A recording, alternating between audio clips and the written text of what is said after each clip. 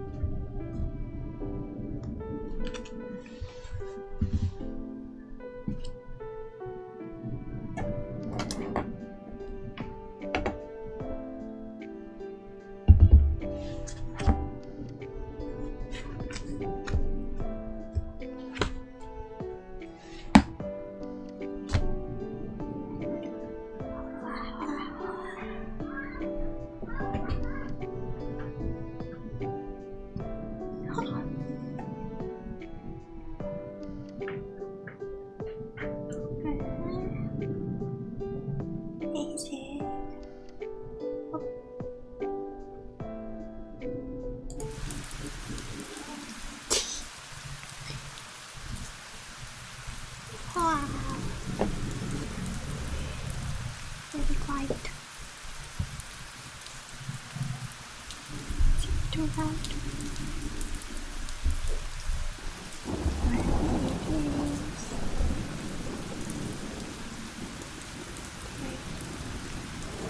Just have fun.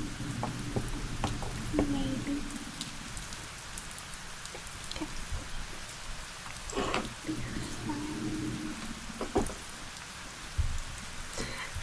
I'm not so very far away. I don't have much bugs on my desk.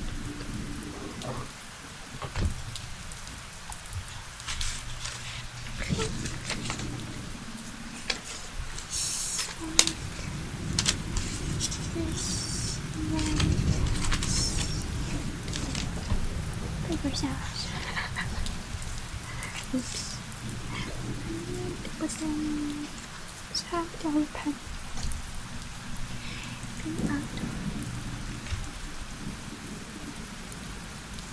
Is it still loud in my ears? That's already like 10% of the I'm basically turning off my headphones now.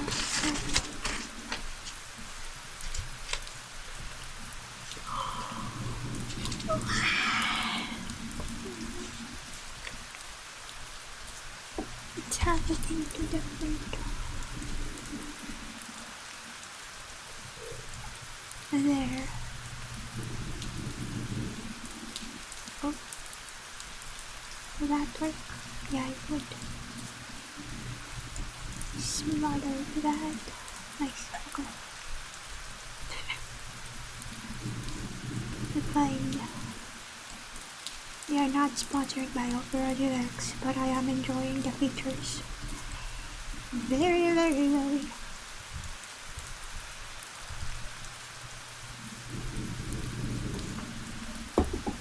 You can have multiple tabs open in one way already. Do a side by side thing.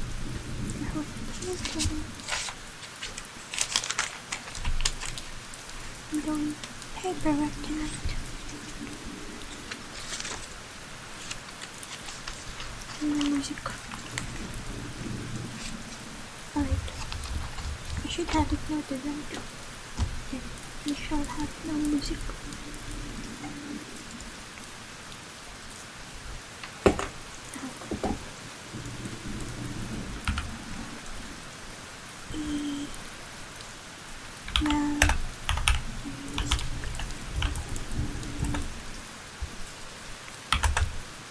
Now we know that the fight is hard. A bit harder.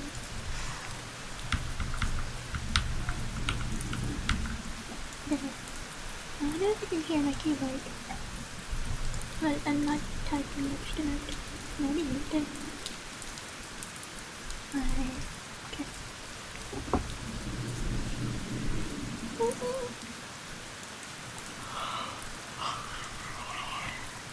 Keep me some food. Don't let me procrastinate. We can do this. I wonder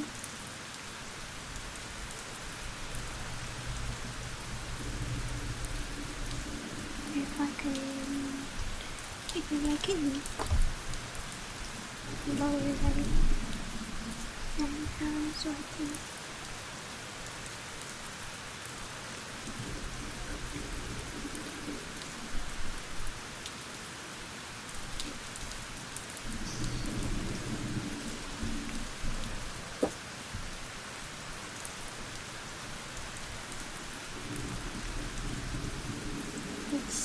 it's not too noisy. Yeah, my room is noisy, never mind.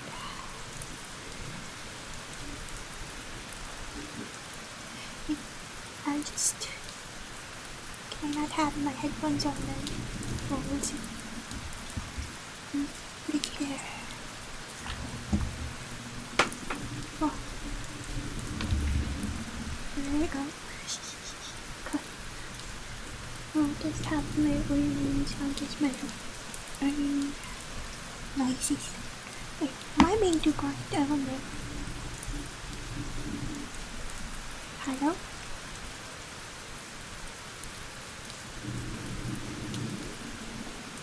I'm not muted, am I?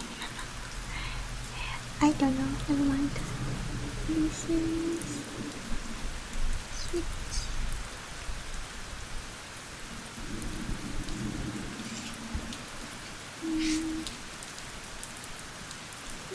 Huh? Oh, come on.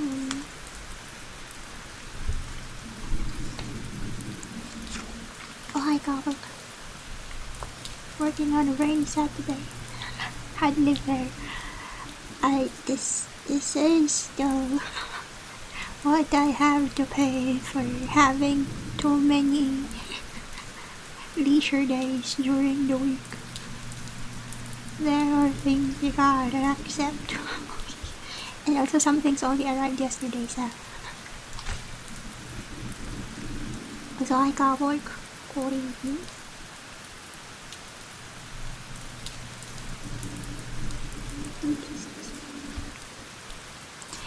People should have a unified format for their dates. Huh?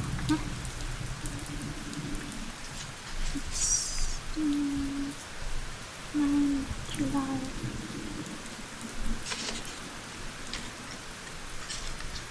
If I say something that makes you realize what I'm doing, don't mind it. Just gonna have random sounds. I just need to get on stream so I don't stand up. Because if not, I will be procrastinating the heck out of this.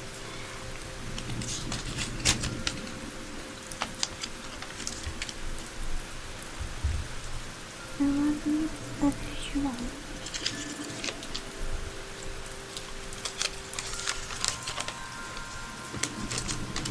We're doing roughage though. What kind? We're gonna have to guess. This is the final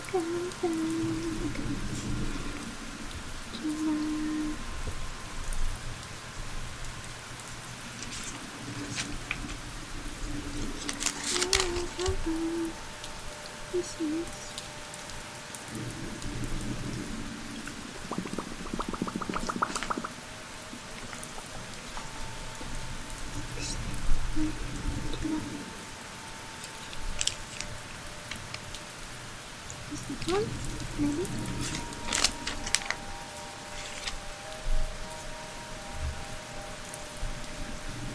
The weekend so far, I had a good rest earlier. And wait, what time did I wake up? We had a walk around the city's how do you call it? Sports arena. There was like a running field, track and field, track oval. We did a walk. I walked. I didn't run. My brother ran. So after that, I just did a few housework and then rested during the afternoon. So I'm only starting my paperwork tonight. But yeah, weekend so far. Friday I had to tend to guests, but today I rested the afternoon and then we're gonna do some stuff tonight. Hopefully tomorrow I can play something if I finish all this. Just hopefully we can finish tonight. It's only 8 PM. We have a few hours. Don't jinx it. Am I being too quiet? I don't have my earbuds, headphones on, headset, so I can perfectly hear myself. And cause the PC sounds are too loud. I need to not be distracted. Maybe. The work needs to be handwritten. I'm making notations on some papers. So, and then I'll digitize them later. I'll type them out later. But some of the notations need to be done on the paper themselves. Then I'll scan them maybe tomorrow. But I'll digitize or like encode them tonight, maybe.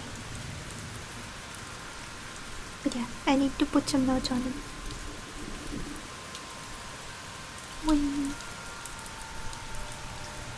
No, not term papers, if only. That would be more fun, because everything's different. This is documentation purposes. Boring content.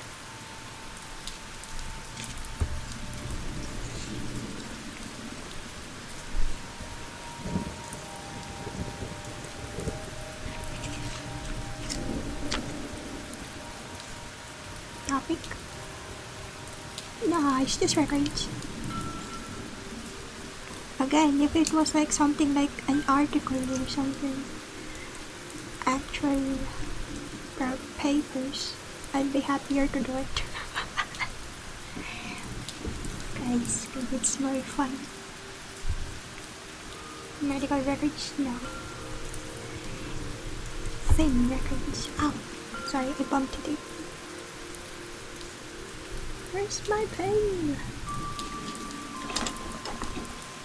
There, found it. I should have put them here.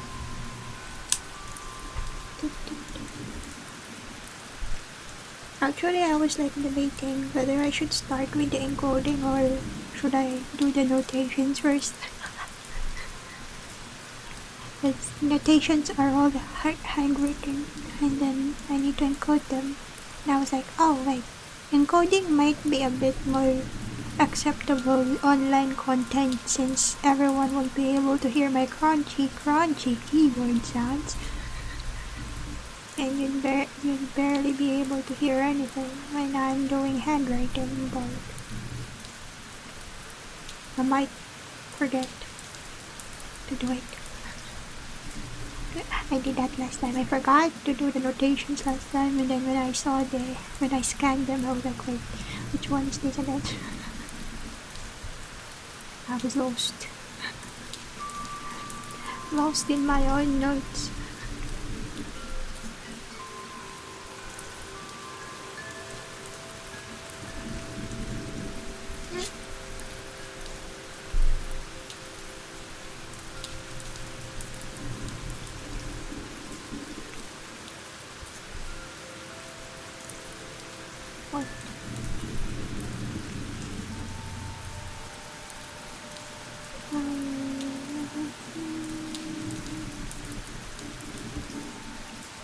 Which is this?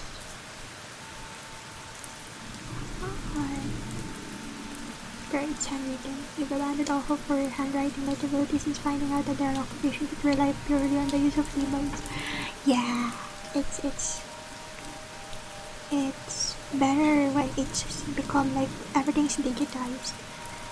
Even tax records can be all digital now.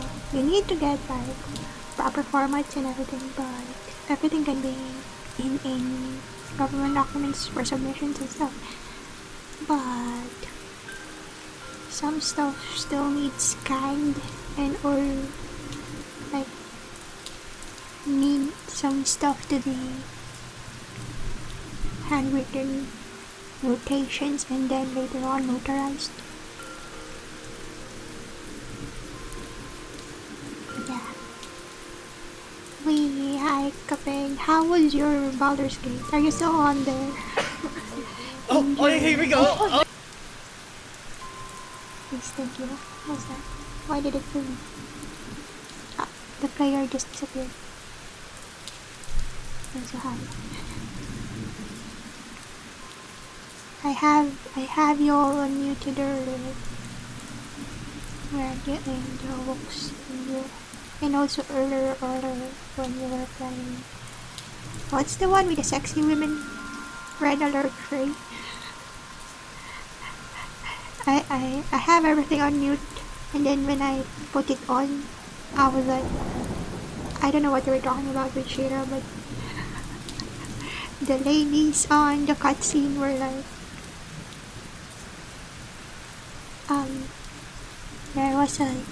there was a quote unquote spy lady wearing just a sports bra with the symbol of a military group pinned onto her bra.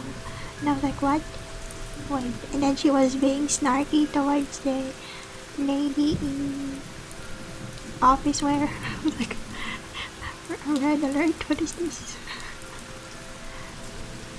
I just remember the ones that are like the generals and something. They were screeching. But yeah. Hope you had good stream too.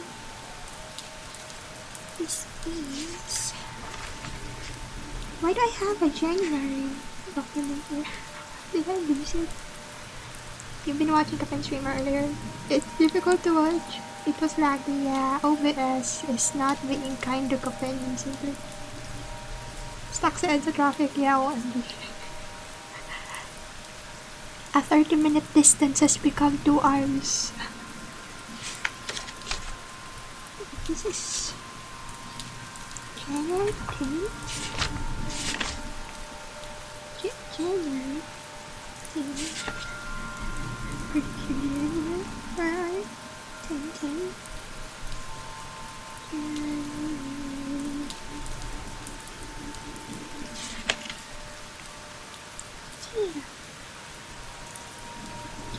What? Where have you gone?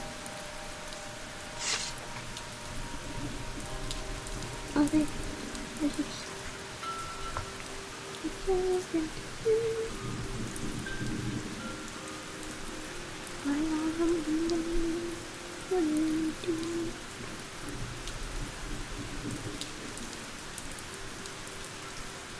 This is already. I have the notes for this one. I've been to EDSA, C5 Carmageddon too many. That's why I gave up on NCR Calwork. I'm staying my ass down south.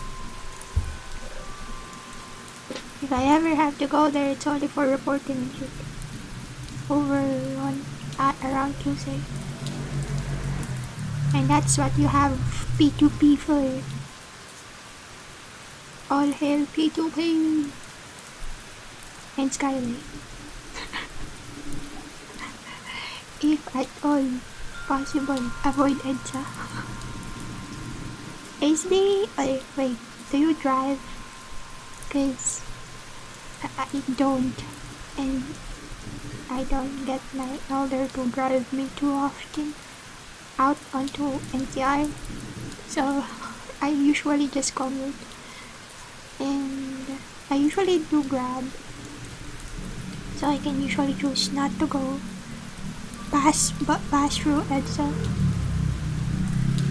But I hear that there's like the carousel now, the bus thing that has a special lane on EDSA, and I'm like, how does that work? Does it make it faster? Cause EDSA. Also, MRT can be like point to point now too, as long as it doesn't break down. You commute mostly Grab or via corporate shuttle service. Yeah, it's the Grab is like very convenient, but the bill piles up. Good thing I don't often go out anymore. Is that a good thing? For me it is. My Grab doesn't go past like 3K now a month.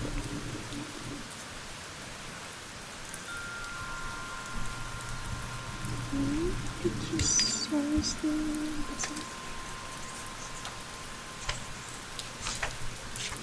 how in the world did I get something this God. This is my notes for the clues in the puzzles in Meridian 157 chapter 2 is mixed up with my notes for the notations. So there's like random puzzle symbols along with the notations. I have noted aside in my notepad. This is what happens when you don't have a separate notepad for gaming versus for work. Your copy easy to Balintawak used to cost 150, now it's 700 minimum. Is that like peak hours? Cause was it? I think I did that route one time, it was like 450 or something. I don't know if I had a coupon, but yeah. But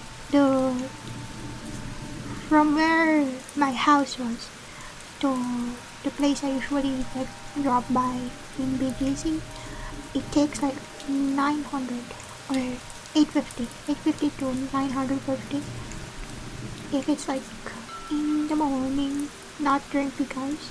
Pre-pandemic, the Uber was still around. Yeah. Wait, the Uber disappeared even before pandemic. Was I remembering things correctly? Case was it that they were not earning that well? Yeah. There was like news about it. But I was like, what?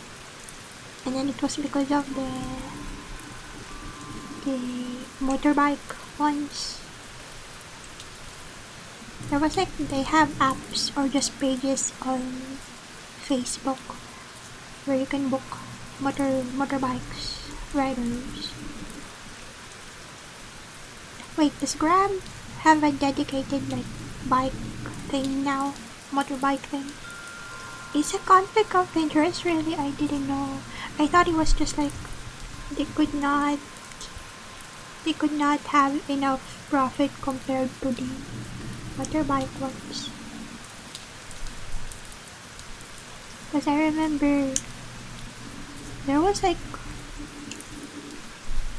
was it like oh no, that was Grab. I was like in Wilder's house. There was like an initiative. Was it Legazpi City? I was never a project, and I managed to see like I think it was Grab. Grab Grab trike. Grab trikes. And I was like, how about Uber? Oh, the taxis are Uber, but they don't have their AC on. And I was like, what? It's very hot here in the city. Why do they not have the AC on? Because they said like, oh, because they're trying to save up on, what's it? I don't know what they're saving up on. They don't want to have their AC on. Well, the RMB was headed by a known politician who owns a fleet of Grab cars. What? So they were like making it more difficult for Uber to like operate here? Isn't that almost what happened with FedEx? That's why we don't have like a FedEx headquarters over here. Was it FedEx and was it Analog? Other semicon companies and which one is it? Yeah, I think it was Analog. And then was it FedEx? That also had something like that. So instead of like dealing with the whole more difficult than usual process, they just chose to like fly away and just have like minor branches over here.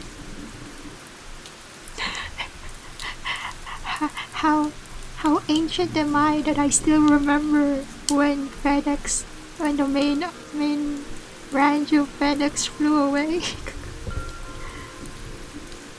No, it was because the cost for FedEx shipping increased after that. That was so sad.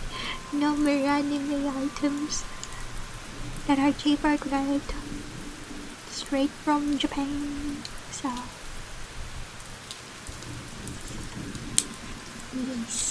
it is what it is.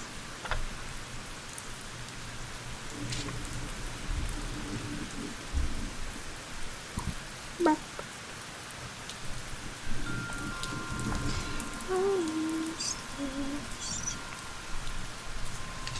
this.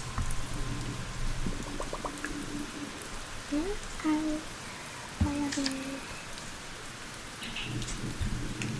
you can't see. Where are you?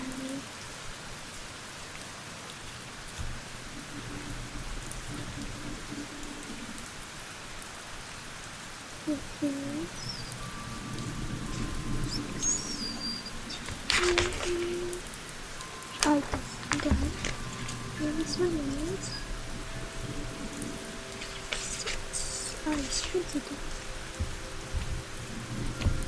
Same reason why city buses can't be bought by the government. Most bus franchise owners are either politicians who have sway on MMDA or the House of Representatives for legislation.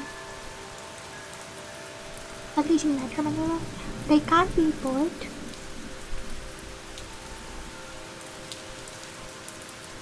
Huh? Oh wait, like they were not able to operate them because the owners are like have vested interests. You see, it's am I understanding things correctly?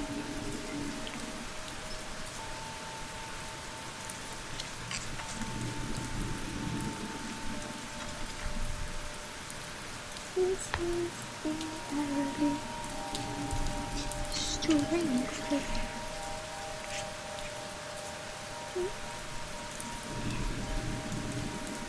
Did I not do records for like an entire week? What is that? Oh wait, yeah, I did. I was like, why is there an entire week hole in my records? Then I remember I went to the mountains for an entire week. Okay then. It's not my fault. I did manage. Maybe I did it in my phone. Wait. See? Notes all over the place. Oh, can you remember that?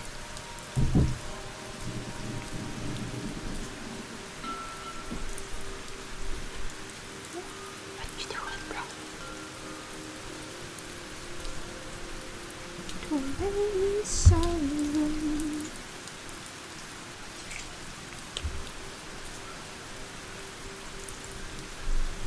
Oh, it's this one.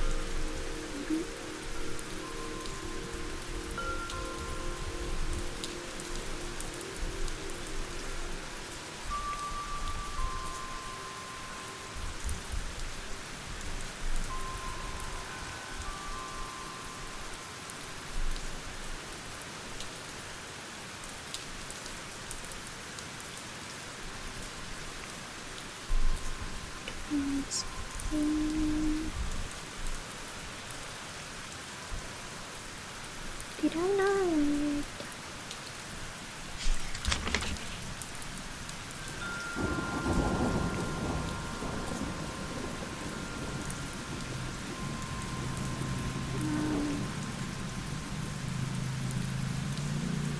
Oh, yeah. We'll go with that.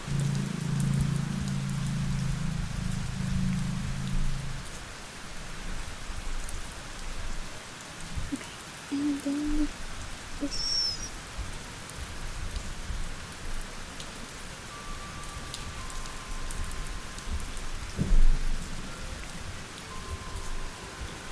Okay.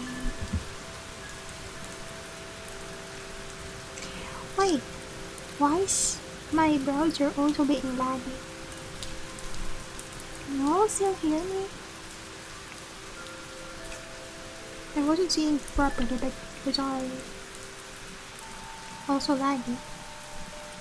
There was an initiative before to have city bus be owned by the government, as it should have been. It was met with lobbyists and red tape. That being said, if you ever need ka-ching, file a bill that target the politician's bottom line. We suddenly receive invites for a committee meeting which end up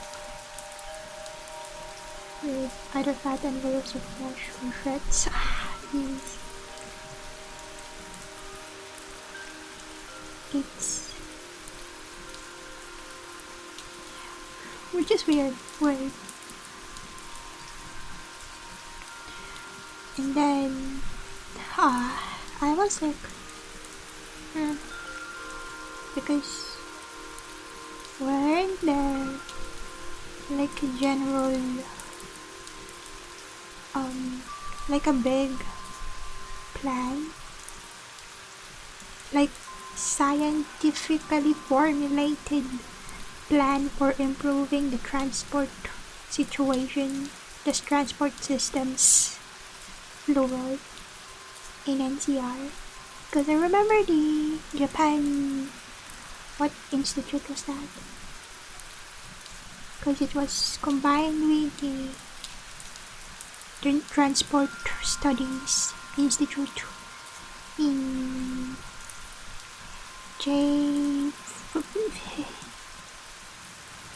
they're the ones who paid portion of the LRT project monies.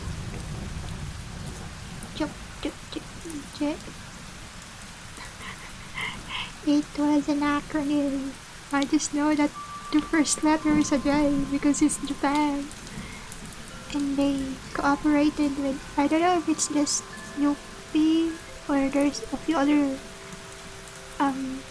universities, but those that have transport studies. And I think they had a proposal, and I think it was signed off, it was accepted by the government, but implementation was going for the past like 20 years, 25 years. Brain is still back there. 25 years, but progress has been slow. He was supposed to make the rail and bus systems quite more robust to the point that we should not need jeepneys in NCR anymore. That's the plan. That's their plan. To have a very robust public transport with regards to like bus and rail system, that para transport methods are gonna be unnecessary or sidelined. It won't be as like Vegas now. But that was like formulated way before, decades before. And 10-ish, 12 years ago, I heard there was like progress. It was being like, the project was like being boosted. But now, barely a few things have been implemented. And I was forced to listen to their presentation on their plans for the next 10 years or something. And there was a lot, and it sounded so good. But yeah,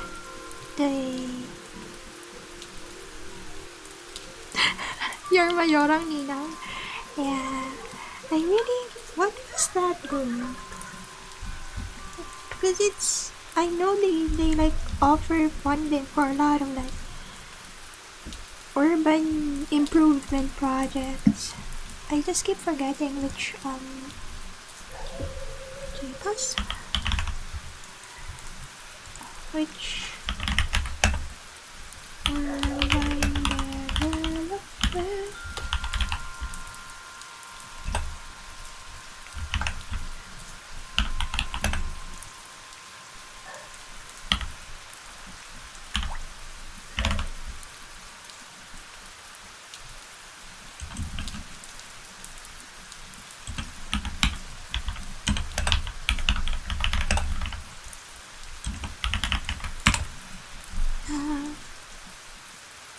But yeah, as for the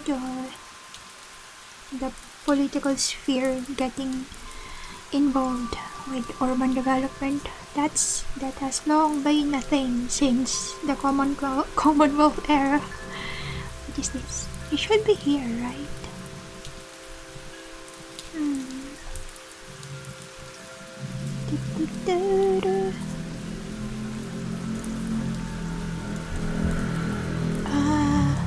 There should have been mention of the funding for MRT and LRT. You know you're desperate when you go to Wikipedia.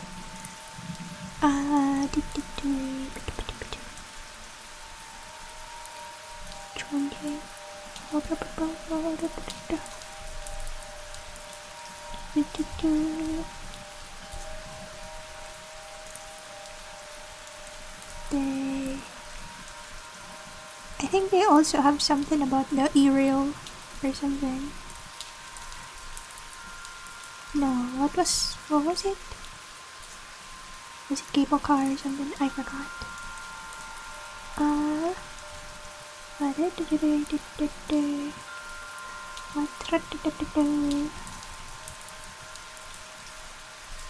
Info. Bro, I can't see it. Why?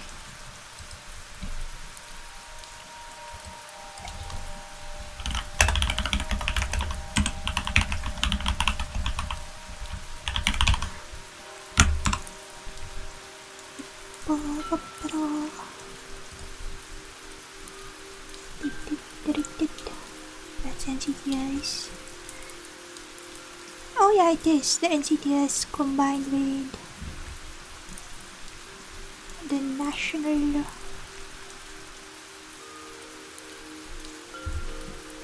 Center for Transportation Studies.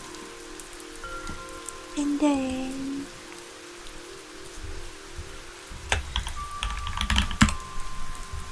is combined with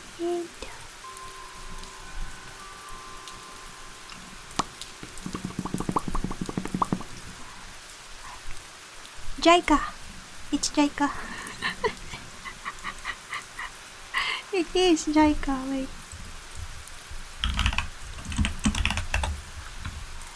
Japan International Cooperation Agency.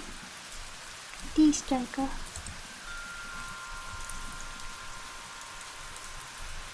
Japan International Cooperation Agency.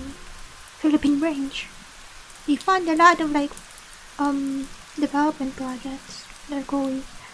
It's just that it's been disappointing for them because a lot of the projects got halted in its infancy because of red tape. Manila urban planning sucks. I think the only solution is to create a new Metro Manila-sized city with well thought out infrastructure and local ordinances and law enforcement, and just move the capital there. Yeah, well, the thing was, originally, we have Spanish style development. If you observe places developed by the Spaniards, it's in a grid style, gridlock. How do you call it? Grade shape development. So you have the central square where there is the church and government offices and major institutions like universities, colleges, and museums and cultural stuff. And then you're gonna expand outwards with commercial stuff like markets and business areas, and then from there expand even more outwards in a grid formation for the residential areas. That was the development during the Spanish occupation. And then you go into the Commonwealth era and you have the Americans planning out the NCR development using the style they use for their own lands, which is I don't know, do you think it's appropriate? Because they do development, Commonwealth era development was according to roads. So you put important facilities and stuff along a major road thoroughway, a transport thoroughway, and then spread sideways from there. It's meant to be a design for areas with wide, large territories over longer distances. So you have city and then a long road passing through private property and then another city, something like that. You'll think it's similar to US, right? You got the cities and in between those is open area and it's just one road and stuff. So the way they developed it was important facilities along the road and then expand from there. So it's a sideways, a rectangular sideways expansion. So, and since Filipinos didn't wanna completely overhaul the grid-like structures done during the Spanish-Japanese occupation, they just did the lateral, how do you call it? The transport-based expansion on top of that, which does not work. I mean, during the time when the population and the industries were not that developed, that goes okay. Because you have space to grow. There are wide, open grasslands, mountainous areas that you can span with those kind of growth. Problem was, those kinds of growth, the grid expansion and the road dependent expansion, they're meant for wide open spaces. We just have so much amount of valleys in between the mountains and then small areas in islands. We are surrounded by water and we have very limited land area, developable, how do you call it? Land that can be developed. and everything else is just gonna be a whole lot of complicated construction. So yeah, it the problems started manifesting once the population in the urban areas hit a certain amount. Once it hit a certain density, problems come out. And since we're not willing to overhaul, that means a whole lot of relocation. So of course we won't be willing for it. We're not willing to overhaul it because that means removing everyone first and then redoing everything. And we don't want it. So that's why we're having problems now. Not even just political and like social and economic problems, but also like just the floods, man. Yeah, just look at how Quezon City is designed. We have the Quezon Circle and almost all government offices around it. At the time, QC was the capital, the roads were wide and facilities were accessible, yes. But then the capital was moved back to cramped Manila because QC as a capital gave Quezon's political party too much leverage. With legislation at that time just cited Manila for its historical significance. Yeah. Thing was, they moved it back to Manila because it's closer to the ports. But then we're not that dependent on that one single port anymore. That's not the largest port anymore at the time. And even then, it's just for the back space. Back. Or like the hidden industries. The ones that are not like majorly moving. So putting the custodial capital function back into Manila just made movements for certain functions of the government just more difficult because they won't have space to move there. So there are still like major points, major functions happening away from it in QC. They didn't even move it, so now what? It's not that it's wrong when they chose locations. It's just that at the time, those were chosen for a reason. And now, some of those reasons are invalid. It's not up to the times. And they were not willing to overhaul the environment either to match the current needs. So, yeah.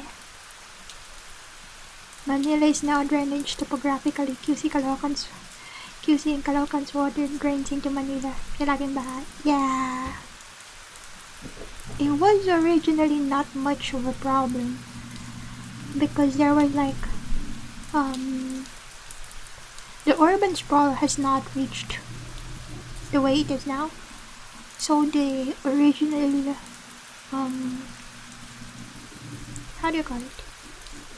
Drainage, sewage, drainage design in Manila, which was still from the Spanish era, still works. It was okay for the population density it was back then. But now, even those like specially designed areas that has to have no people because it was like planned to be where the water will pass by are now filled with people. And then you ask, oh, but kami binabaha? Why are we always flooded? Well, my dear, historically, your spot is a floodway. It was meant to be a passageway for the water from higher up in the urban sprawl towards the river and out into the sea. We have snuck in people in places where usually people are not supposed to go. We have built residences in places that weren't originally planned to have residences. And people ask, why are we always getting flooded? And now, it's not like you can just toss people out of their homes. So it should have been the higher-ups and the funding's chance to redo the drainage and all related stuff, water drainage stuff. I forgot the term, but that should have been redone, updated to accommodate the current resident and population density. But yeah, nobody wanted to touch that because that involves a lot of movement of people and resources. So since no one's dying yet, that's fine. They're too busy fighting each other to like fight for changes.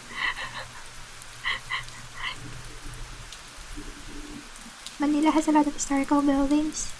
It is difficult to renovate and modernize infrastructure because of all the protected buildings. That is true. Which area was it?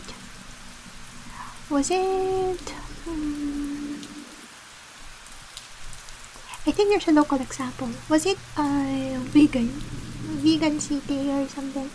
Because I was about to say examples in South US, but in vegan, I think they have a rule that you can renovate and modernize your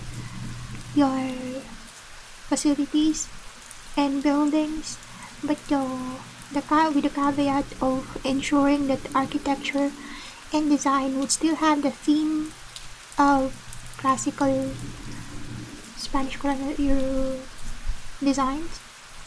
Was it not? Make sure the safety and regulation, compliance is good, but also keep the design aesthetic within the theme of the city. It costs more because you have to keep within a certain like style, but it ensured that while updating and making the buildings and facilities more safe for occupation, it also maintained the aesthetic and historical like cultural like draw of the city. There were like methods like that because when we went there, even the McDonald's and the Mang Inasal were still designed in the Spanish colonial style. Even though the inside of the building has all the bits and bobs of a modern building, modern branch, but the design kept itself right, so it was not out of place in the old city. That could be done if people were willing to pay for it. There are ways. If you want it, there's a way. Too bad. If you don't want to do it, there will always be a reason not to do it. You'll always have excuses. Hi Rockname, thank you for 26 months. The flower is just smoking, guys. My brain is overheating. So hi. Good afternoon.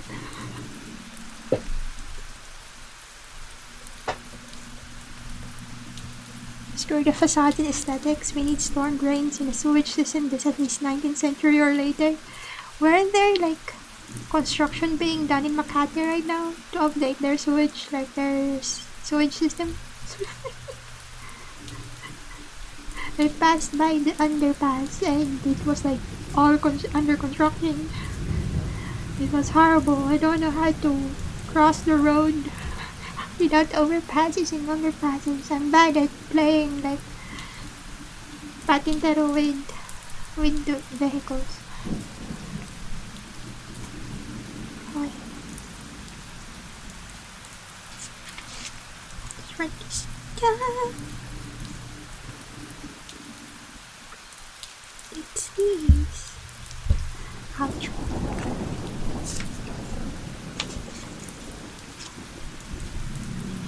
Because it's mostly the facades and the aesthetics that are like being fought for. Still sleeping oddly, so it's sleepy already. It's alright. As long as you rest well. Because you can't. It's gonna be stupid if people fought to maintain a facility, a entity, like a building or a location in its natural, like dilapidated form just because of historical reasons. Safety first. How about the staff? How about the residents? How about the locals? Is it up to like fire hazard standards or like building code? It's gonna be difficult if you wanna maintain it the way it was, and it's gonna be a hazard for any human going there. Say you're maintaining it for historical reasons. Why? Because people will visit it, will want to see it in its natural, like its original design and state. But if it's gonna be so dangerous, so out of code, that people are not gonna be allowed to step near it, there's no reason for it to exist anymore. So, update the area for safety reasons. And then you'll have people going near. You'll have people going over there. Economic progress, blah blah blah. You can't have history if people can't even witness it.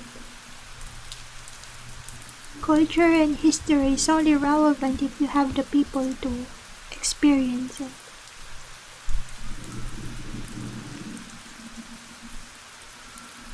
And problem was maintaining both at the same time cost money.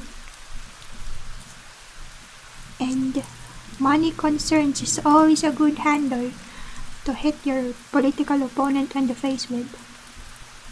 Am I a municipal worker? I always sound so responsible talking about this stuff. I had to study like natural resource management, not because it's part of my responsibility. It's not part of my studies. It's just that I'm a map maker, remember? So I make maps for a lot of things, and it's gonna be difficult if you don't know what message your map is gonna convey. So you need geodetics, yeah, and actually dramatics. But yeah, I'm more into the cultural part than the scientific part. Or my interest is in the cultural part, but most of my studies is in the physical, scientific part. But yeah, it's just that maps are like a subtle way of affecting how people can view data. Because even if, like, for example, a barangay, a certain group of people ask you for a map, and someone asks you, oh, make them angry. Even if there's like nothing offensive in your data, you can alter your map, design it in such a way that, one, you're not lying, but two, if anyone who has the interest, the vested interest, or the know-how about the issue, they would be angered by looking at your map. You can influence how people see an issue by how you design your map. It's like controlling how the data was presented without even lying. So I can, with just a map, I can lie. I can present real data but present it in such a way that you influence how people see it. Yeah, gerrymandering. You just simplified an entire essay into a single word. Yeah, so it's basically that. So we were forced now, it's part of the curriculum of map makers to at least be aware of the different fields in politics, in resource management, in sciences. We had to take one credit, a few credits of each of those things. Yeah. We had to take a little bit of everything. So we're not entirely helpless when handling those ideas, when handling certain data. Just the world, yeah. Man, I had a lot of projects I handled that I don't know what to feel with. Like, should I feel guilty? But I'm just obeying orders. Should I feel powerful? But I'm one of the small people. I'm also being affected by this. Should I feel horrible? But it's the state of the world. Oh, this is like... Yeah, exactly. Because I know. And I still had to do it. So I'm aware, like, oh. Not a man, not afraid. Yeah. I always say, like, I'm a paper observer. I just go in the flow. I ended up with that kind of philosophy because resisting was futile. Even if you do reports, you are just brushed off and told that to mind your own business. Our team back then got reprimanded multiple times for trying to be neutral when creating our reports and data and our maps. We tried to remain neutral and straightforward with our output, and we got reprimanded multiple times. We ended up being punished with not being paid our wages for like multiple months as a soft punishment. We're being so righteous. We're trying to be righteous. Like, no, did you think you're a public servant? No, you're an employee. Obey. A soft punishment, because at the end of those few months we were still given our wages. We had to live for 5 months without wages. The entire team was like, I think I racked up quite a debt from my team leader from that time, because the team leader was from a rich family, and so she was not having problems with that punishment, while the rest of us were like waiting. She was like feeding us. Yeah. If it was like hard punishment, we would have been fired. But they needed laborers. They needed some people to manage the softwares and the data. It reminded you of the time you were asked to lead a project based on a new corporate policy, and Manila implementation went fine, but the Cebu and Davao implementation met a lot of pushback due to cultural differences in those locations. Oh, yeah. Cebu and Davao are pretty strong with their principles, I guess. I don't know. Usually even in freelance teams, Davao and Cebu are very strong with their opinions. In the past freelance teams I've joined, the Manila team are usually more the team from the capital usually are more flexible, are more willing to suffer, well trained to become doormats. What the fork?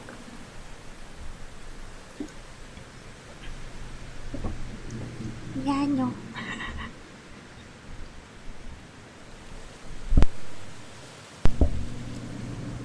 But yeah, it's a whole other thing.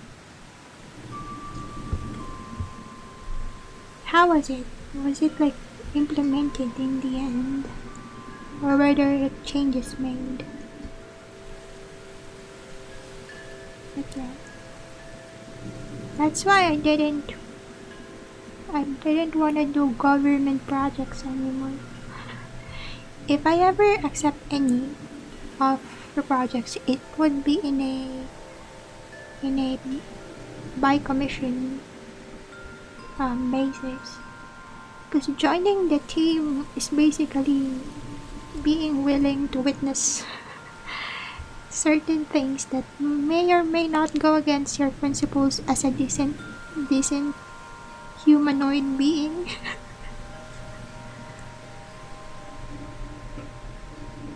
The Vow folks, based on your experience, have a collective chip on their shoulder, and they have this need to go against the flow just to prove something. They have their own way, and they will not sway.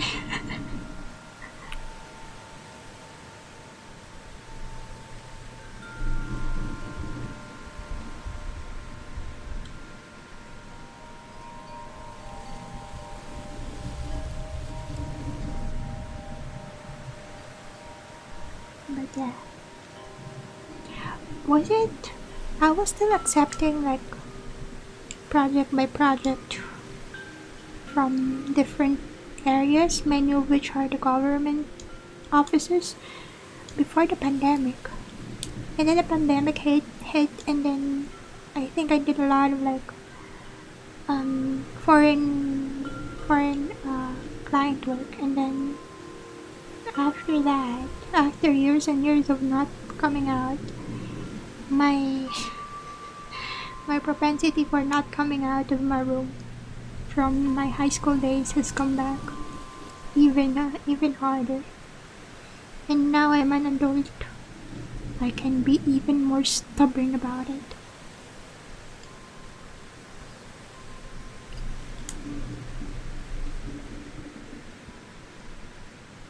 Cause I think was it in uni I learned I managed to get quote unquote better, that I don't have anxiety when much of an anxiety when facing people anymore. And then I stopped going out for field work. And now I get palpitations just with the idea of coming out.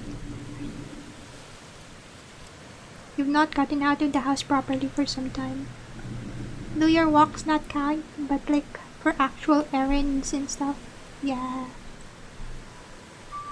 I haven't gone out for actual, like, non-essential, non-survival essential reasons so far since a year ago or something. 2 years actually, maybe. So yeah.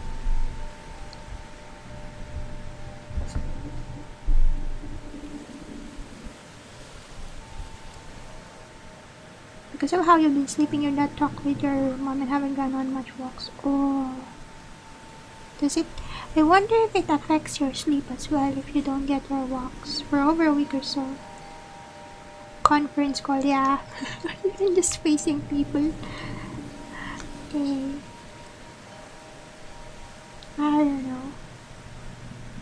Is it a cultural thing that we're tense about these things? I don't know.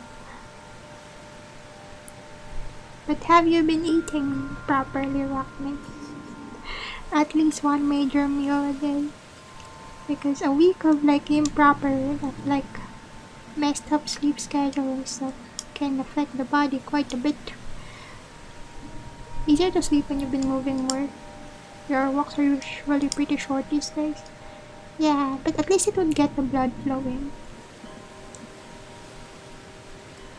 Get a bit of like warmth, a bit of joint movement. Sometimes I just go around like a bee, going in circles in the house just to get some movement in. I don't want to come out.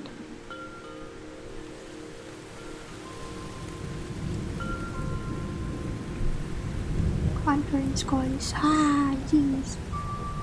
Considering how I always like majority of my wardrobe are houseware, conference calls means I'll be digging in my formal like semi formal like wear, because most of my casual outside clothes are like very casual. Was it during the pandemic when no, it's even before the pandemic. I think even during fieldwork era, I already prioritized comfort over appearance. It's not like visiting the mountains would require you to have proper colors. So conference calls means I need to change my top, and changing to a non-housewear top makes me feel anxious because it makes me feel as if I'm going to come out and I'm going outside and facing people, and the fact that I'll be seen. Wait, I guess in short, the thing that's making me anxious is like just people seeing me. Jesus. You didn't go out yesterday and back to the store and shop for food? Nice. Hot though, and you felt like you haven't got home. Perks of being heavy. Is it like the heat? Or were you biking way too fast?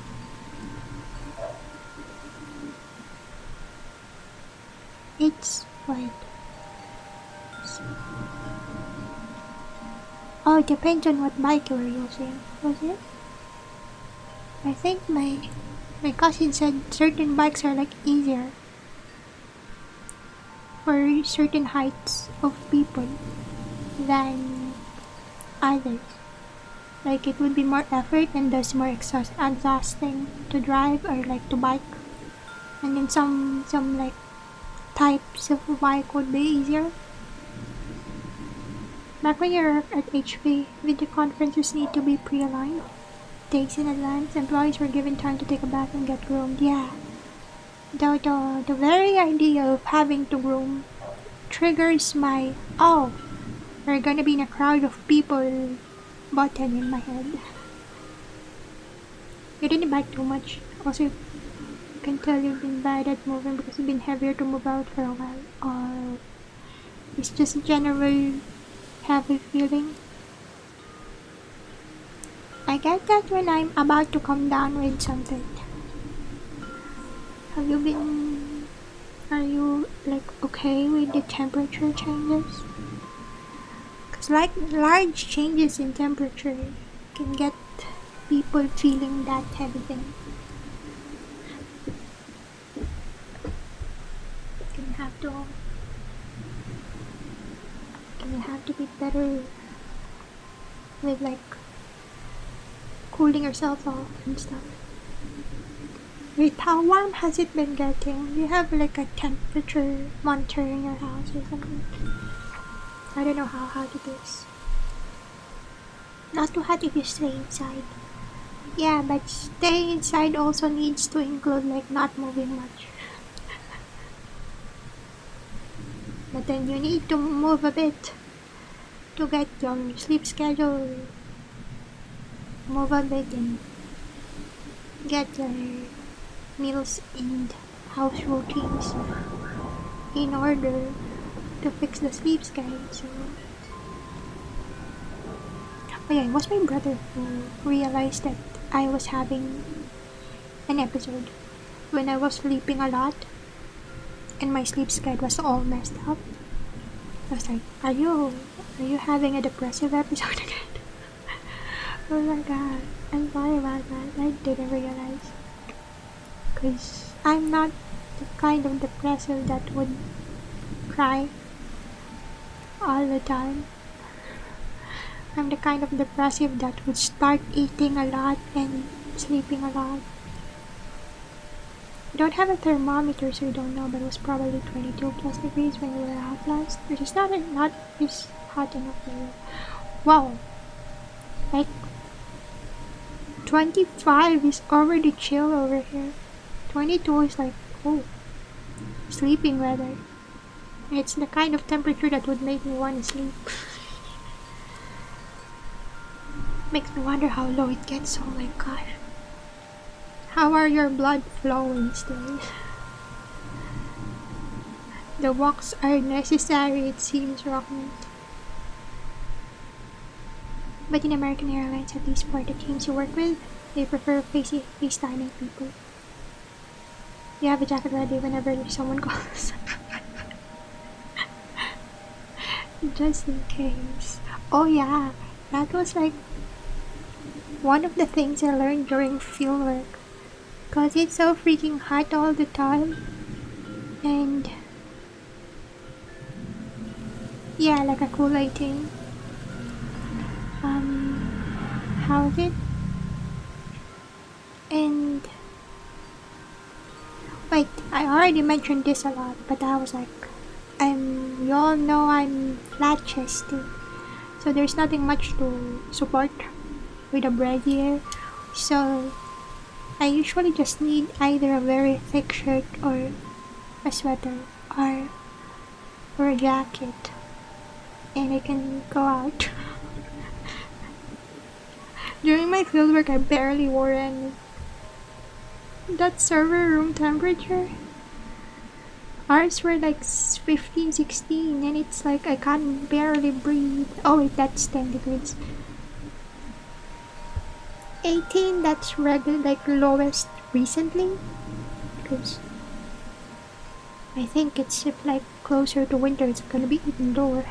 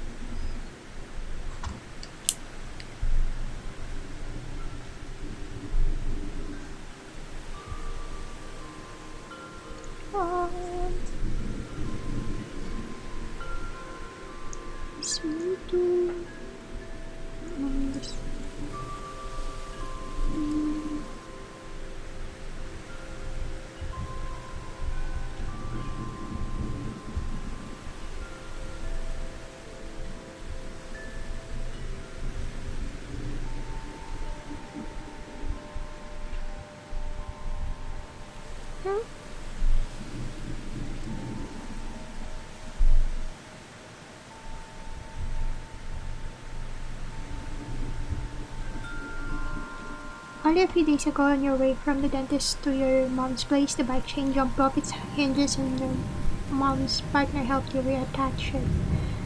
But they said it was stretched out along with some of the bits that needed fixing, so that's been weighing on you a bit. Wait, did you still ride the broken one? Did the stretched out chain bike? Isn't that dangerous? That might snap. And then you'll be tumbling off.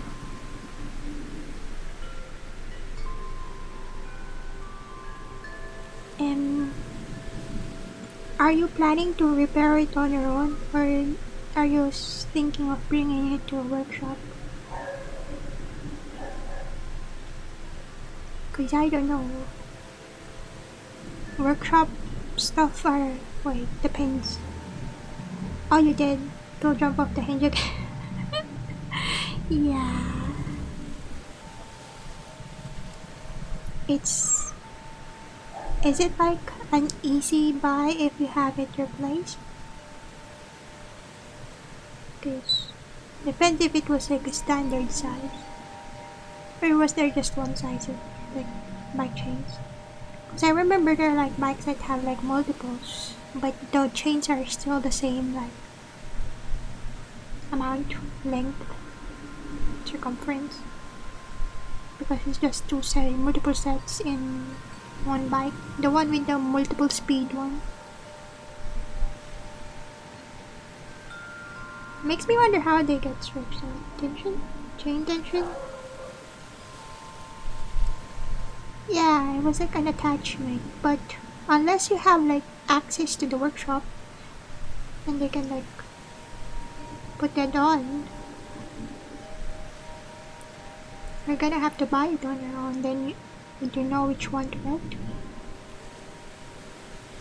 There's a guy who runs a bike shop in town, an old friend of your mom's, even worked a bit sort of stuff in this place like 20 years ago. Oh, you think you can... Oh wait, that's a whole entire trip. Because you're gonna have to bring it. You're gonna have to take the bus with the bike. You're gonna try to like have the bike survive the trip. That's a whole entire like trip, like more than half a day or maybe more than half a day depending on how far the town is.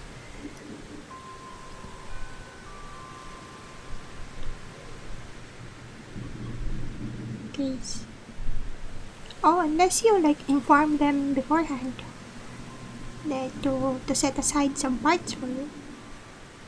Haven't ridden a bike in a decade by now. I have never ridden a bike. I do not know how to ride one. I have bad balance. And when I'm riding as a passenger on the back of a bicycle or a motorbike, I may be a burden. I don't know how to properly balance, so I just try not to move and be a piece of package, just be a luggage. And trust the person driving. Passenger princess, it's not my fault I'm scared of moving objects. I am very jumpy. I can't even cross the road properly without overpass or underpass. I need to be following someone who's crossing the road or be with people. Yeah, passenger fate. I'm always gonna be a passenger. Forever passenger. Eternal luggage. I have accepted it. I can't even swim. I'm a terrestrial fae. The terrestrial fae and the aquatic fae tend to have, depends on their location, may have big or small beef. So, I can't swim.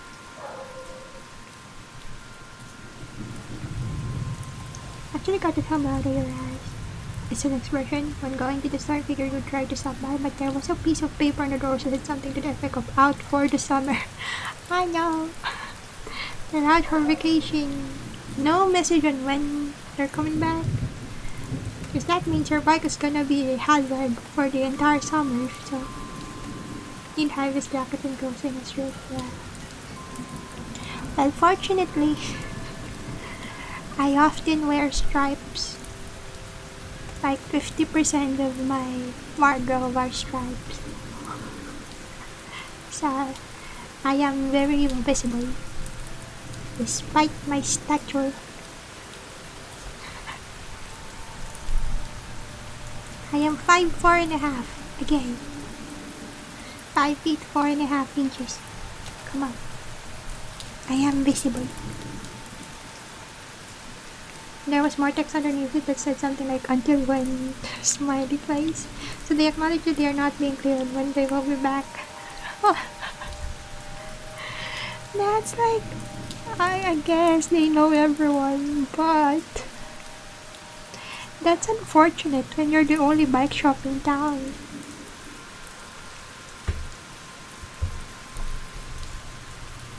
What the people are gonna go for? What to do?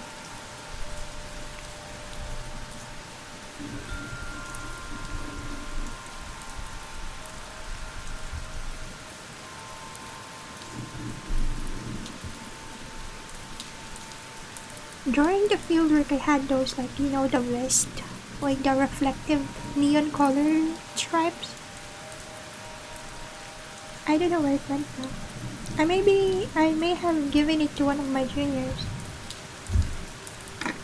along with my flag boots and other equipment, personal safety equipment.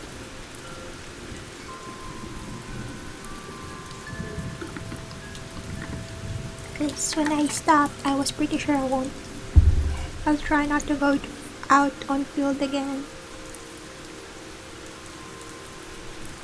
So yeah, I have not only scaled down, basically eliminated a lot of my fieldwork equipment. Though, I just found when I was cleaning up the other week, I just found 2 GPS devices, handheld GPS devices in my equipment, in my boxes. Those are like military grade. I was like, wait, why do I have this here? Have I not surrendered this? Oh no. They were pretty old models. We have newer ones in the team, but I had the older models with me and I was like, what am I supposed to do with this? And the batteries are all dead now, so they are like Garmin. They're pretty like the better model ones. But that was from 15 years ago, so. Your mom's partner said that the handbrakes were worn out too.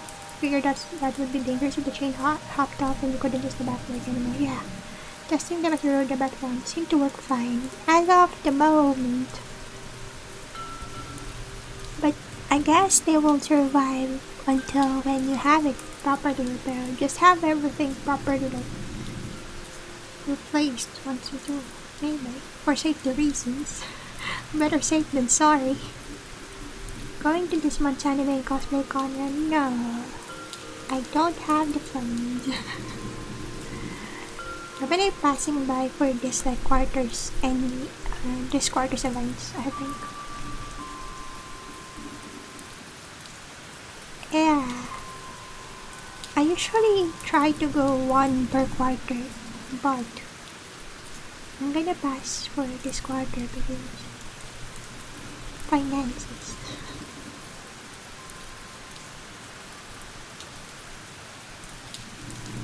I already met Bamoradi and Kapen and Ayo last time. Wanted to go to a bigger like local VTuber gathering, but so far circumstances do not allow for it to happen. I hope next time to join them though. Depends. Thing was, no one's organizing one that are in the south. Why does it always have to be central or north? Guys, there are someone from the south, please.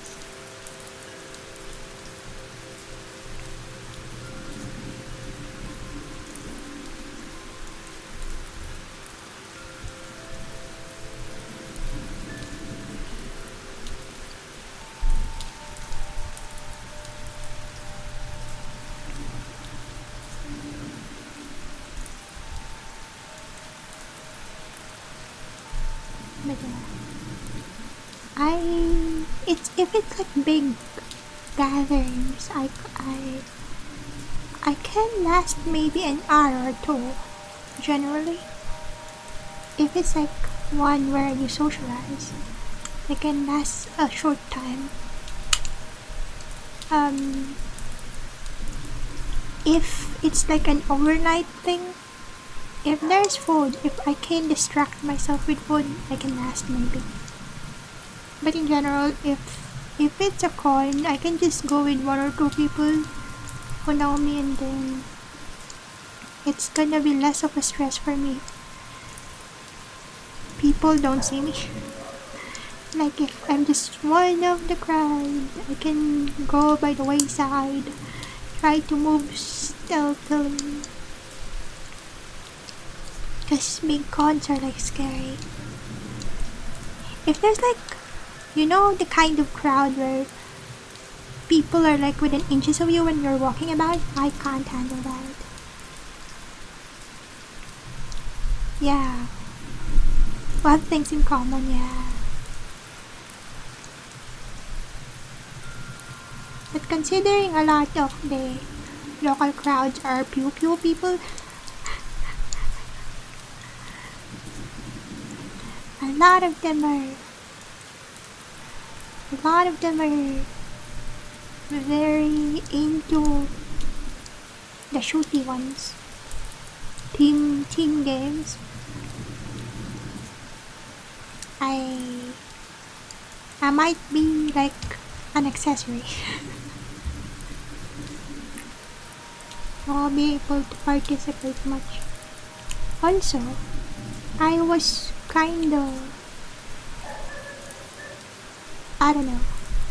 raised away from the local trends.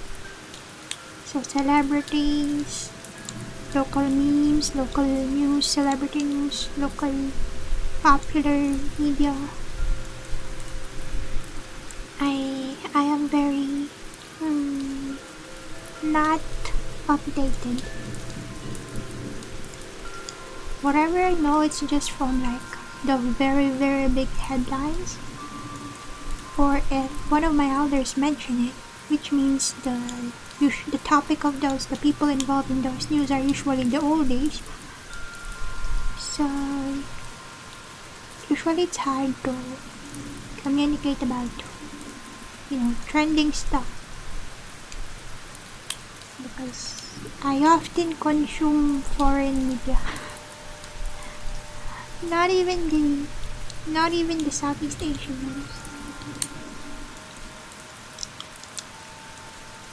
Actually, not even the popular East Asia ones.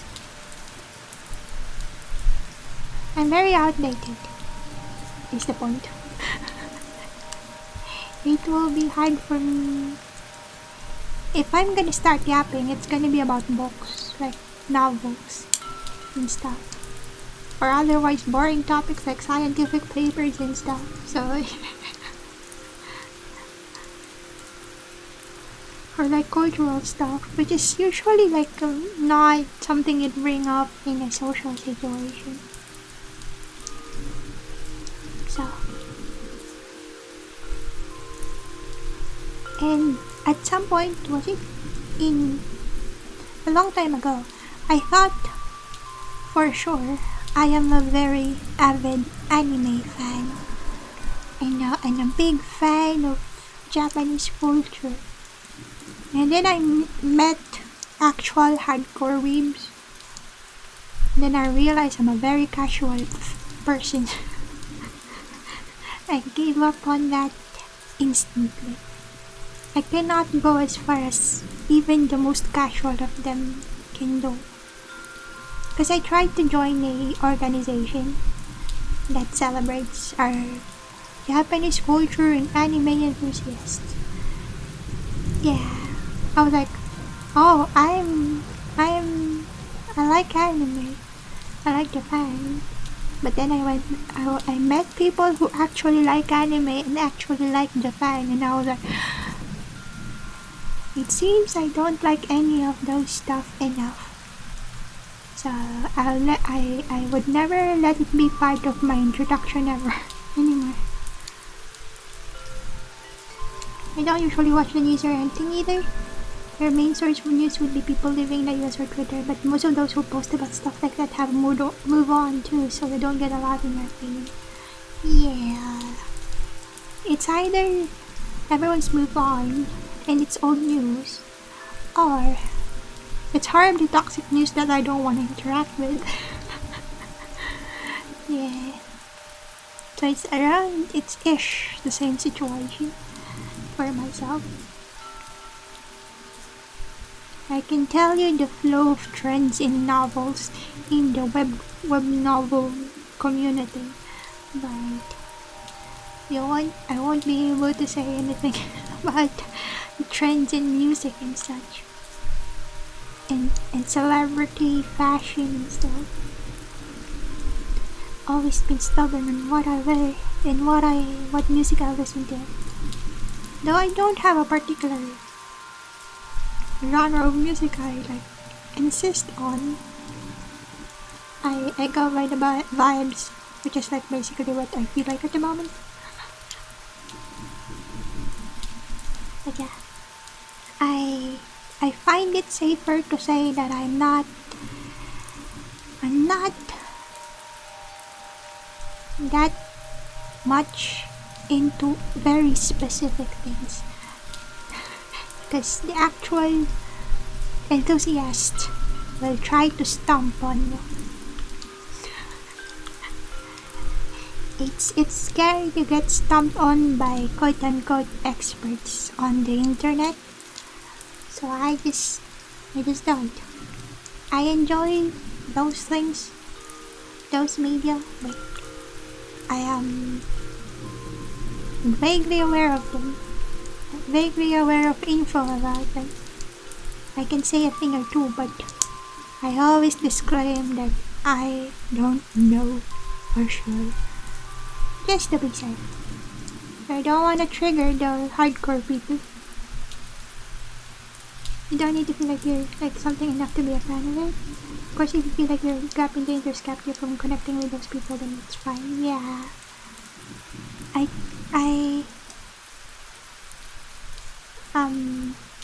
I don't know enough to like try and endear myself to the people with a certain level of enthusiasm for certain topics.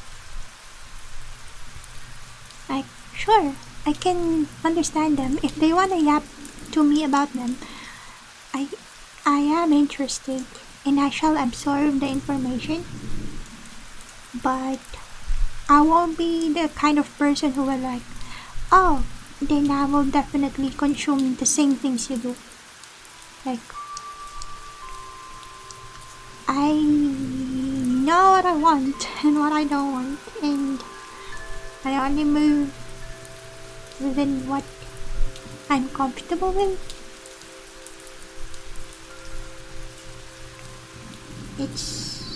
I don't know, how do I explain this? I don't know.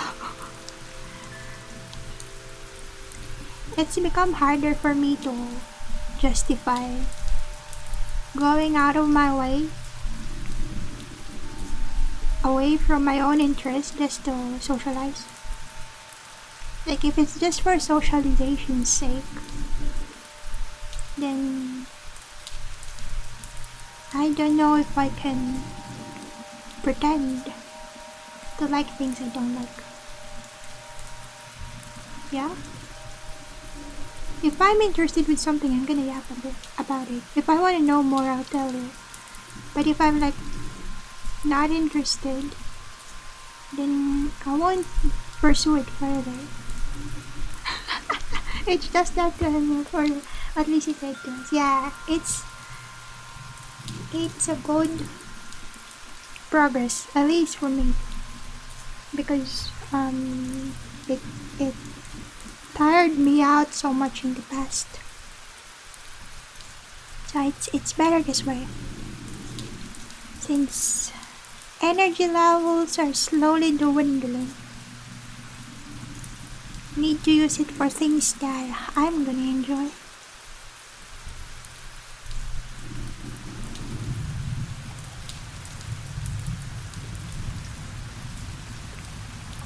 Yeah. Anyways, it's a good justification. You only have a limited amount of energy to using stuff that you think are worth it. Just being able to like keep up with certain crowds is not like worth taking away from things that you enjoy. If you have extra time, if you have extra energy, you can do so. But if it was like you could be doing or consuming media or talking about things that you like better. Yeah.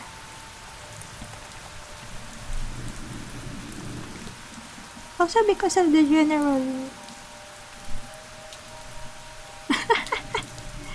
Yeah. I think the way I'm procrastinating with it, it's with the drama. It's like, when you limit yourself to a certain amount of episodes of a series, when there's melodrama in it. So I need to cool down my anger over certain characters' actions. A month ago it was help. Then it's like okay. Let me forgive the girl, then we can play again.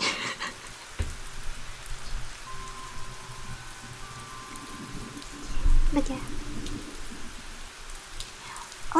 Also in general, Final Fantasy is a good franchise, story-wise, writing-wise. Yay. I don't like the part where I get dizzy, but I like the story. Even though I complain a lot about it, it's good writing. Or at least for its age, for the trend it was in, for the era it was in. It was good writing.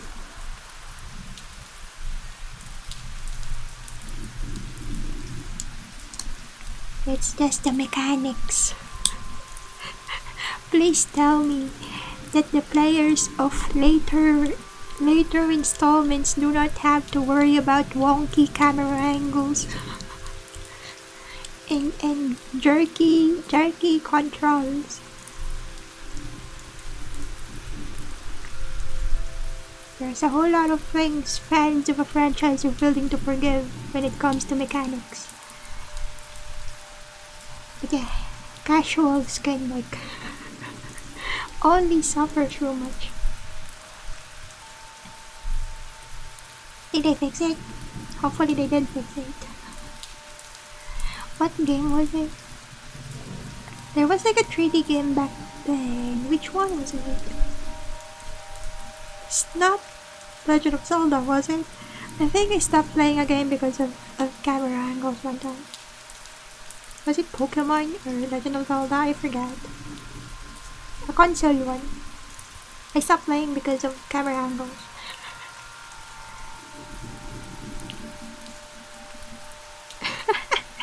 Yeah.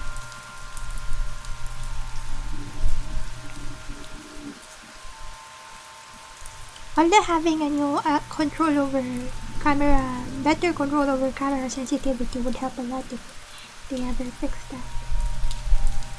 Not like the big notches that it was doing.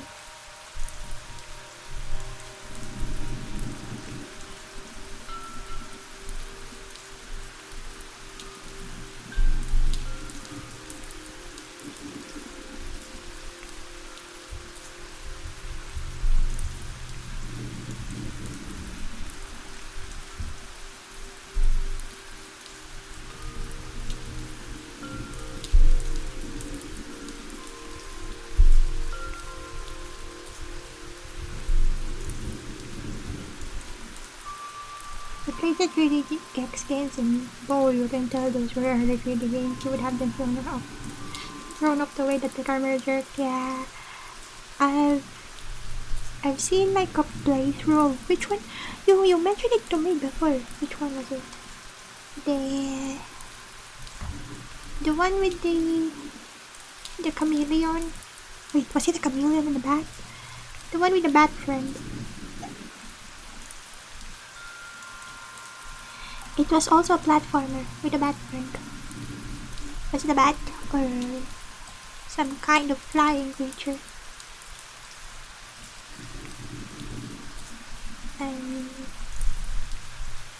it's a platformer, and I watched the playthrough, and it was so janky. Yeah, ukulele. I watched a playthrough, and within 5 minutes, I was looking away. Had to stare at the foliage outside of my window. I was so dizzy. It was the camera movements are so big, and then you have the characters jumping around. moving around, and the general graphics of that era, it was affecting my how do you call it? My eyes, my head, my brain so much. Making the game, if they address more than the graphics, I don't watch it much myself, don't know. I may have seen like a small snippet of it of they said that estimated improvement, and they did say that the camera controls might be like, or like the direction, but it's like fixed. The camera angles are fixed supposedly. I think they said that the camera direction will be improved, and also the the amount of polygons, the polygon count is increased. So hopefully they were thinking that it could, well, it's gonna beef up the game, but also if it would make it more appealing, since it's not as like what do you call it?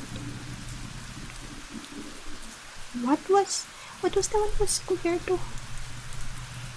The jumping fox.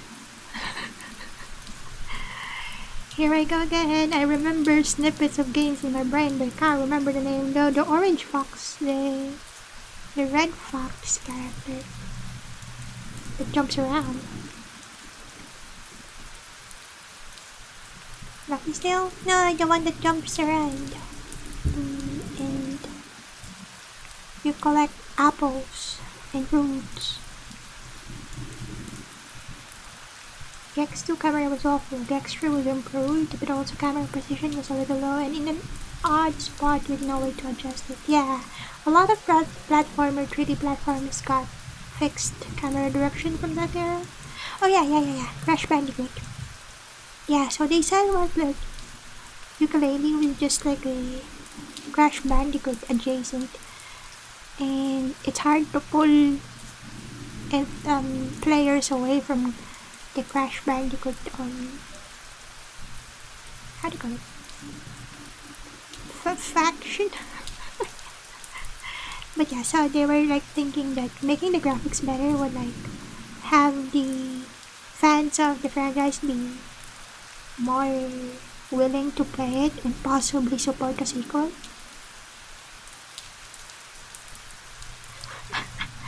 He's a bandicoot and they're not apples or Wumpa fruit, which is fictional, yeah. They're Wumpa fruit because you gotta Wumpa them to collect them, is that so?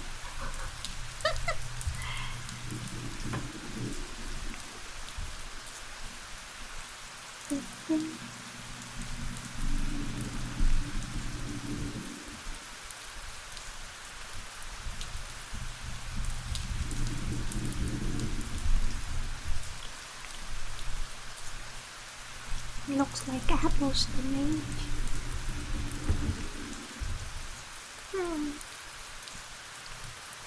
I still have a package of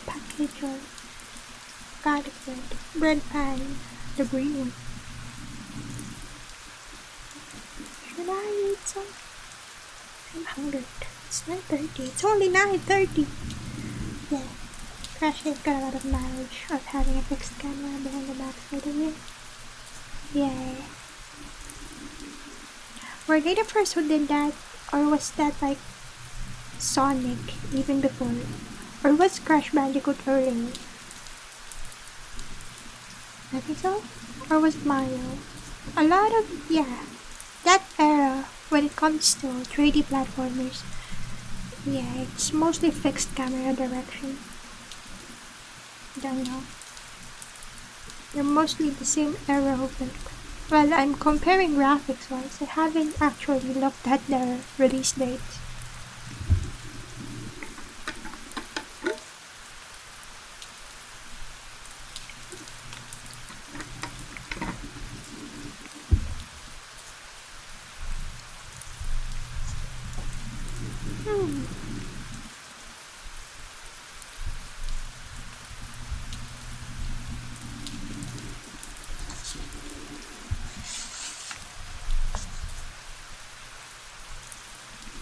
Oopsies.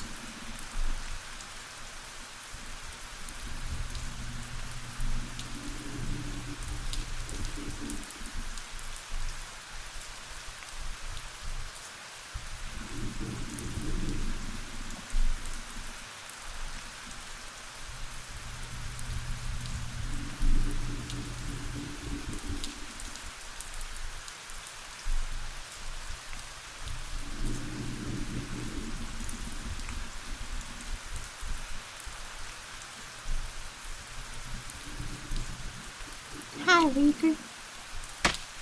Ow.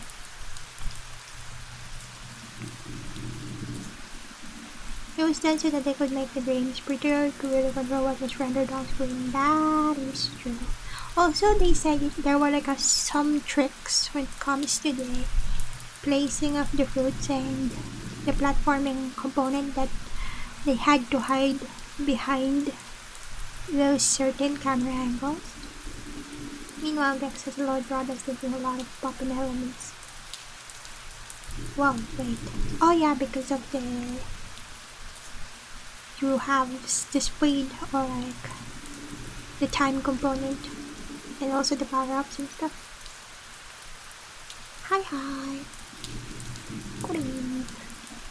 I'm just writing down notes while it happens. Even it happens.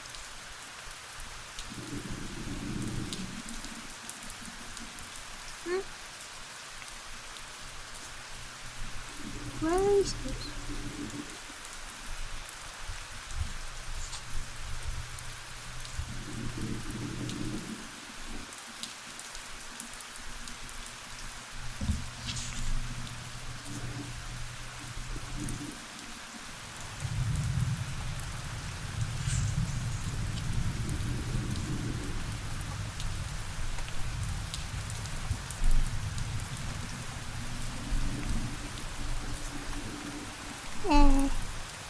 Good luck on dailies. Speaking of, I still haven't done my dailies. Maybe later. Jeez.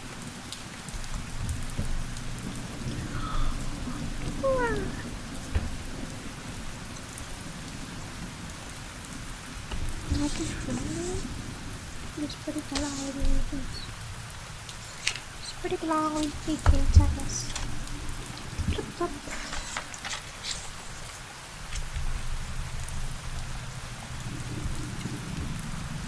Three different sides of notepads. I'm the kind of person that collect so many notebooks and notepads and then try not to use them. Remember the Spyro game having a big story about drawing in low detail versions of the background that slowly had more detail added to it as you got closer, increasing the feeling of distance that was drawn or something like that? Yeah, it's a creative way of creating a sense of depth. Like less rendering the farther back you have. Then the closer you are, more rendered details but like low poly, so it's not as strenuous on the how do you call it? On the game size in processing on the console. Was it? Wait, which game was it? I remember somebody did an essay on the first game that had a completely like independently rendered world, and then they just placed the cameras and the character movement, allowed the character movement to just move around it, but the stages have its own it is its own thing, along with the physics of it and the music and stuff. And then you just place in the live, quote unquote, live elements there on the spot. But the environment itself is already rendered on its own. and you just have the others interact with it. Costs so much processing power, but that was like the trend later on. Yeah, it saves up on processing power. So you can put it in other things like physics and stuff. So the graphics can be lowered and it won't be as obvious. The quality drop would be not obvious because of the distance. And it would be like more, it's aesthetically logical to have less detail at a distance.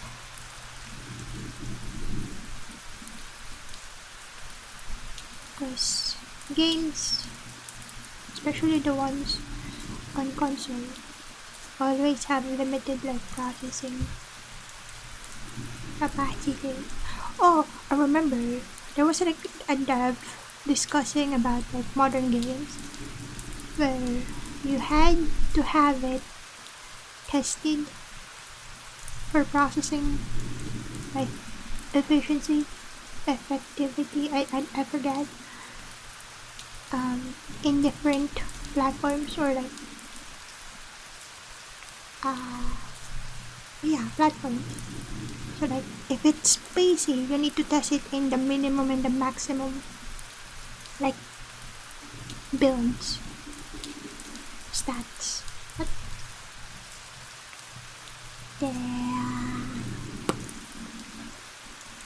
How do you call it? What would be the minimum PC stats? PC stats? What do you call it? Specs. I'm a dum-dum. The minimum and the maximum specs, where you expect players to try to run the game in, and you had to have it all tested there.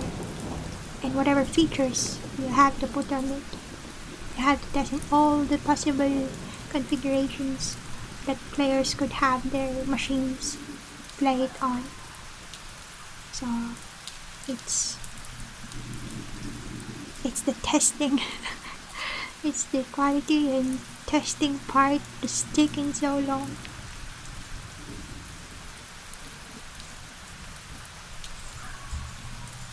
Always take the minimum maximum specs information seriously, guys. It took so much resources to finalize those. Don't complain if you have below minimum and then it won't run properly. And you force your machine to run the game.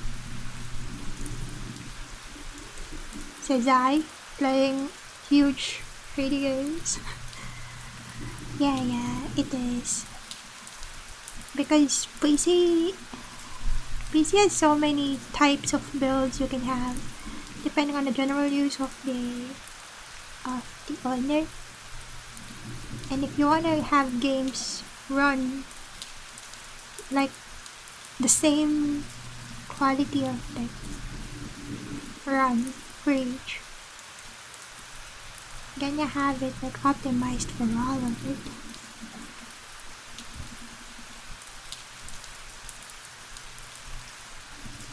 Wasn't it that a lot of smaller dev teams don't have the equipment to do so, so there are like dedicated studios for testing game builds and stuff? Because some dev, especially in indie, like they're like, yeah, they're like dev teams that don't have the equipment to do the optimization, so they'll just have a specialized studio run it and then have reports back, then do debugging and stuff. I don't know. That sounds like weren't those basically the kind of studios where they're just like a bunch of gamers in them? Like you do 16 hours just running games and trying to break it. Yeah. Yeah, you can only try so many different machines. Well, depends on if you're doing like the graphics on there, what kind of graphics you're running on. Because like, how's your graphics card? How's your processing? How's your everything? So yeah.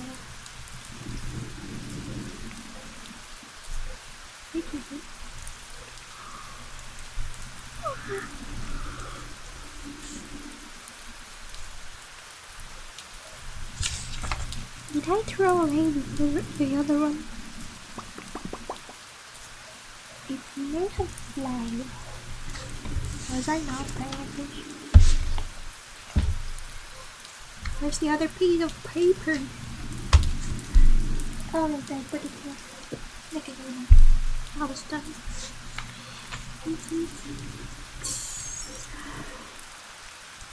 This is one.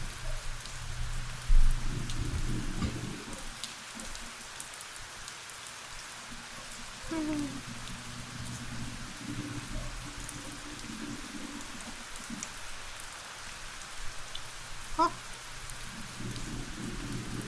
When is that? 7?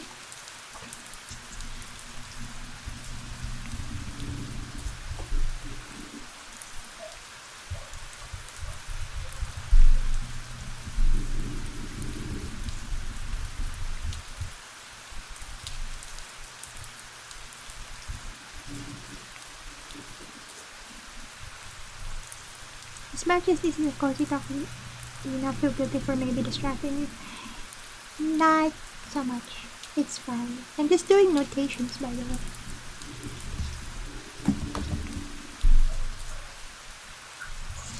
Half the entire game to complete it. Not feeling guilty enough to stop it. Not gonna stop Yap anyway. We yappity yap today. By the way, is it not too dry that we don't have music on? If you'll notice, I am using a new category I've never used before. It's the co-working and studying category. You like the rain sounds? Yeah. But yeah, I'm using a new category and I've like browsed that tag before. Well, this morning. Before I changed the stream info. And it seems everyone has music on. A lot of them don't even talk to chat. But even when they do, they have music on in the background.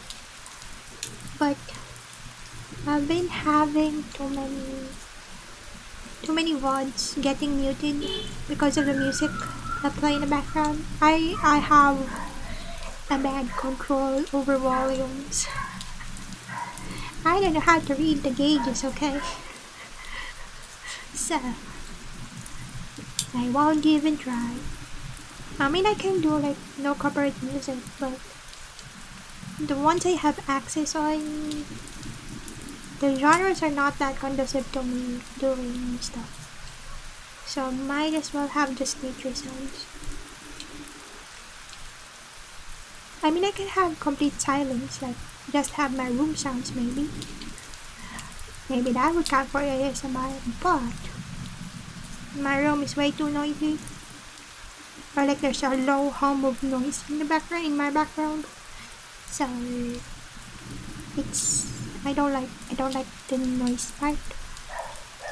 So to balance that out, or at least to try to drown it out, I have the rain sound on.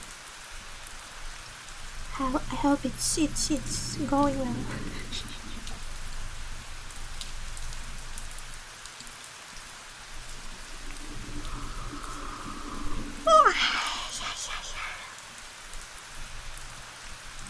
Anywho,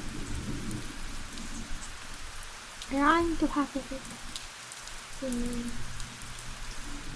volume or small.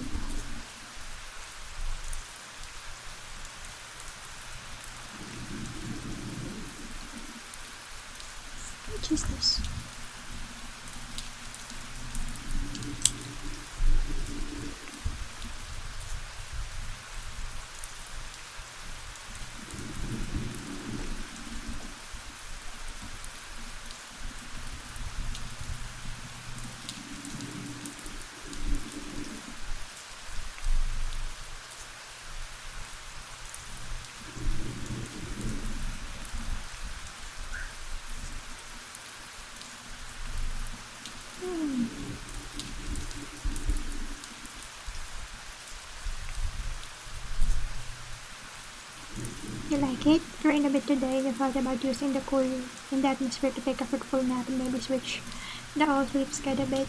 But instead you feel you just need more computer things on the computer. Yep.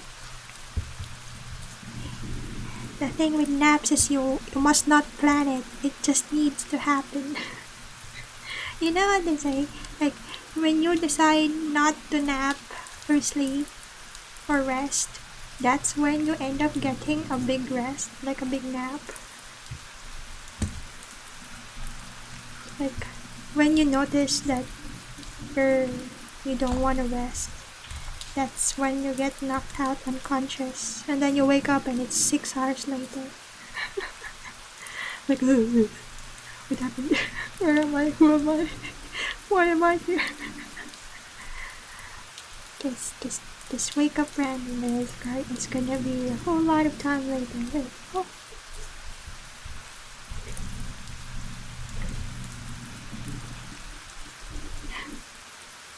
Was I fiddling with the pen so much that I ended up with the oh my. And this is what we have fidget tools.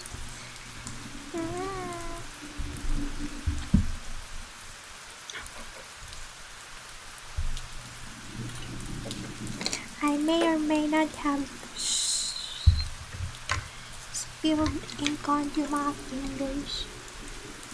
I feel I was listening to play this on YouTube yesterday or the day before that. Yeah. Having a playlist, even if you like them a lot, at some point they're gonna be like sleeping music. It's because your brain has gotten used to it, and they turn it into white noise, and then they become sleepy. You become sleepy when listening to them. Oh, mama.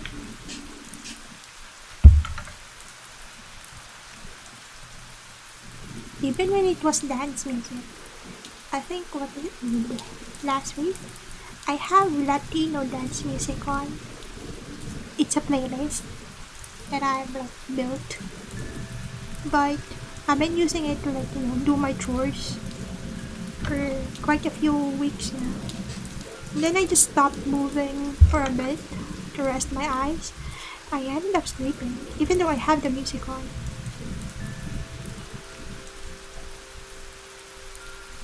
It's supposed to be high energy, a kind of music you shake your booty with.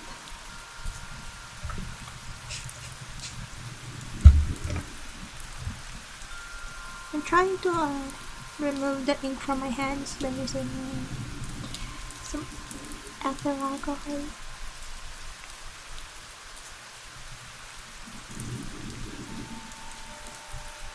Speaking of playlists, I've also been adding random storytelling videos onto my to listen to playlist. And I just run those when I'm walking around. Because each one is about 30 to 40 or an hour. So perfectly enough time to complete a proper warm-up, but there's no following workout. You just warm up, you just stretch, and that's it. You can't really listen to stuff when resting though, because you only use headphones on your laptop and they will break if you close you up in the sofa too much. Oh yeah. You did say that one time you broke your headset because you tried to get to lay down with them. Wait, have you had a new one now? Last time you said it got broken when you were trying to. It's a very position sensitive thing after it broke. Did you have it fixed, or did you completely replace it already? It's been months since we have had that conversation. But yeah. Because I may or may have broken a few headsets that winter. And by may not, I mean may. It is what it is. I'm a sleepy little person, Cole. put something with constant volume up to my ears. Let me stop moving for a bit and I'd probably be laying down and sleeping soon.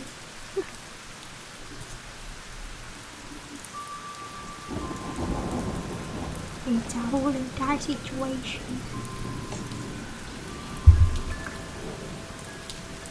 Okay, the ink is gone. Time to get moving. Yeah, those eventually completely broke and became unwearable.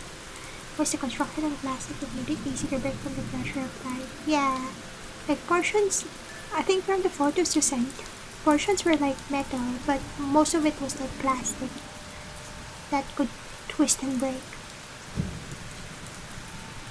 It wasn't audio technica, was it? I broke a few beats once. I may have broken a Sony one as well.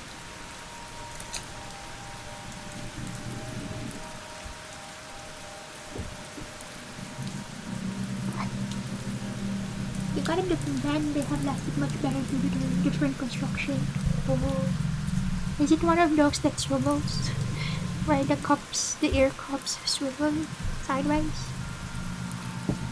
Although the hinges for those break a lot too. I don't know. Depends on how you use it. Okay.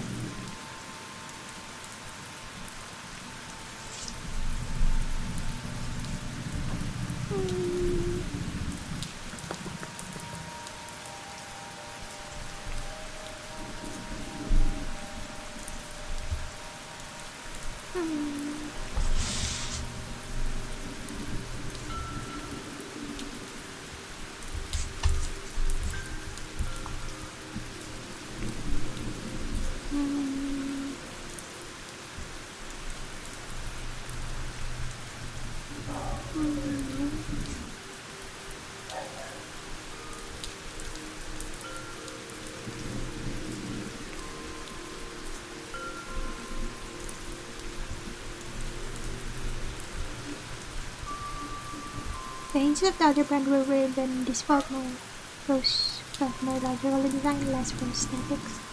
Yeah. As long as they have hinges at the stress points, they would last longer. It's not like those fancy or fashionable ones where they can be folded into quarters and put in your back pocket of a denim pants or something. No, we want the sturdy ones.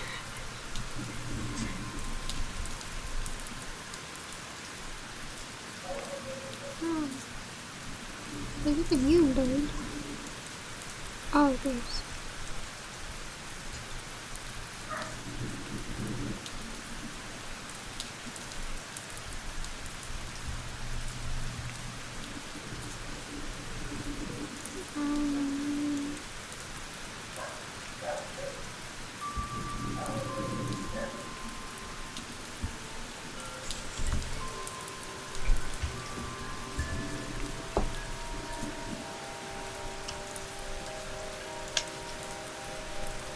What's this? Yeah. Oh, this one.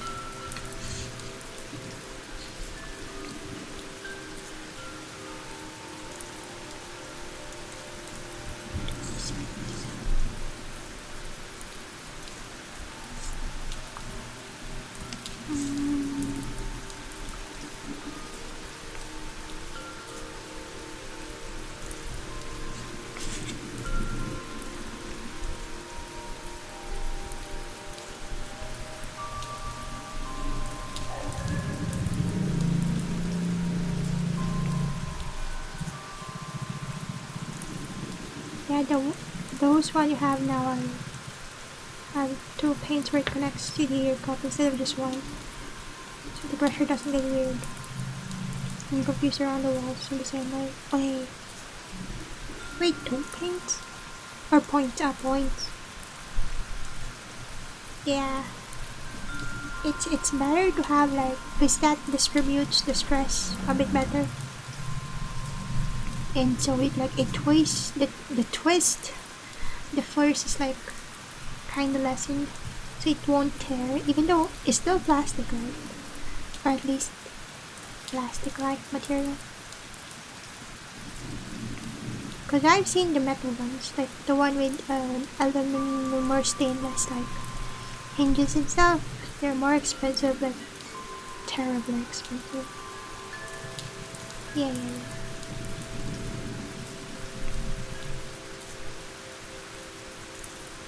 Because I saw one that has metal, except for the cups. Most of the headset was like metal, and they're from the shop that sells the record players, the modern record players, and they're very expensive. I mean, they're also aesthetically pleasing in a retro way, but they're really expensive. And from what my friend says, it would depend on what kind of music you like, but for them, it's not, the sound quality is not that good for them, because they're not that into bass. Or wait, they're into bass quite a bit.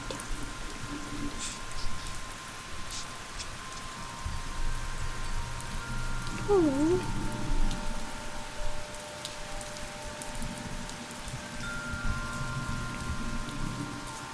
Given how expensive plastic headphones are, you can imagine metal ones are. Yeah. And also you're paying for the brand. That brand was quite fancy. They have those like retro designs and everything. Is it me? Or is my stream lagging quite a bit?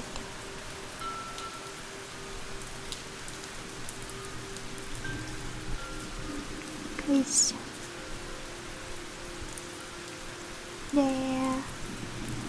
in OBS it's fine, but in the Twitch control panel stream manager, there's quite a bit of like freezing and stuff.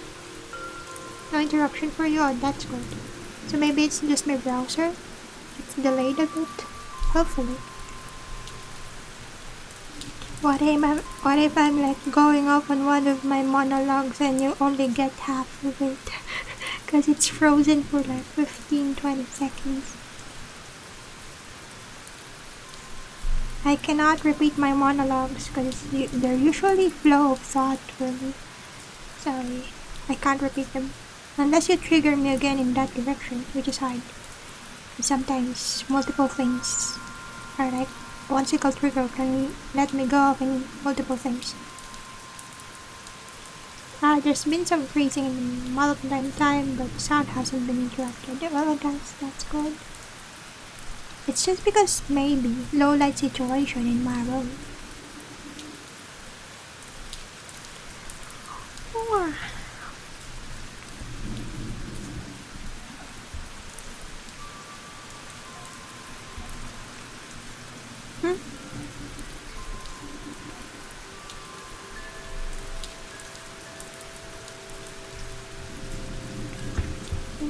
Yes.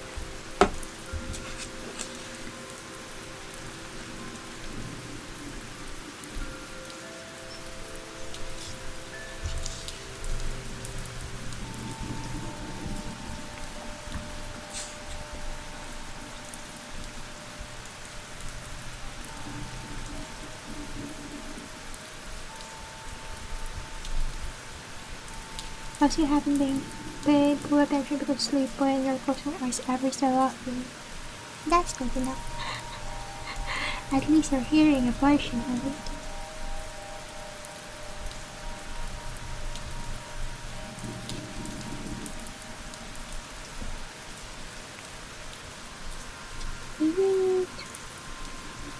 Yeah, just... One second. Steps.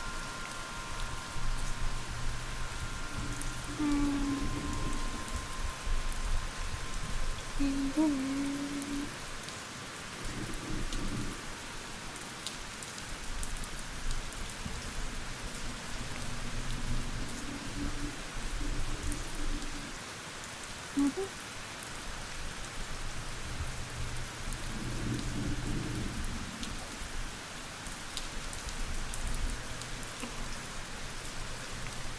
Just talking in the rain sounds really talking in the rain. Yeah, let's all be comfy enough to just collapse into sleep soon.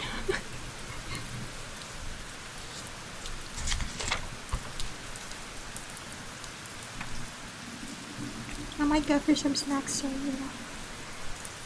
Oh, I think. Yeah. How you doing? Oh, think I lowered my security settings. Can you try and send a message now? Is it gonna be I lowered stuff. Can you send a message now or still nothing?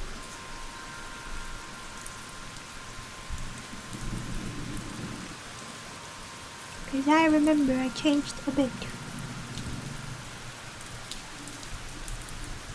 Oh wait, no I did not. Wait.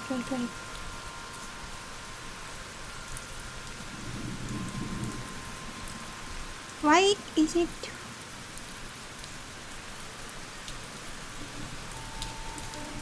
not?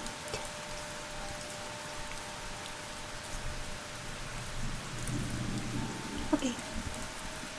Wait, would it apply for? I think finally.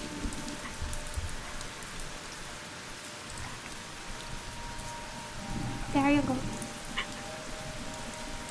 Finally happened. Lowered security settings, yeah.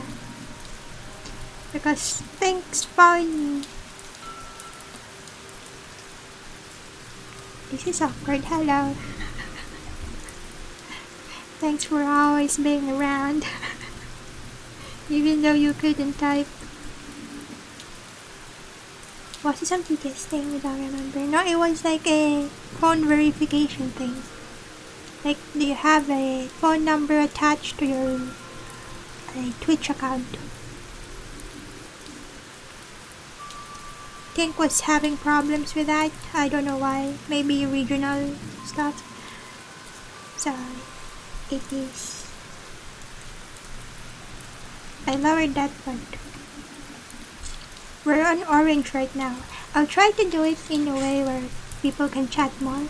So I might put it all off, that one off when we're online and then turn it back on when I'm offline.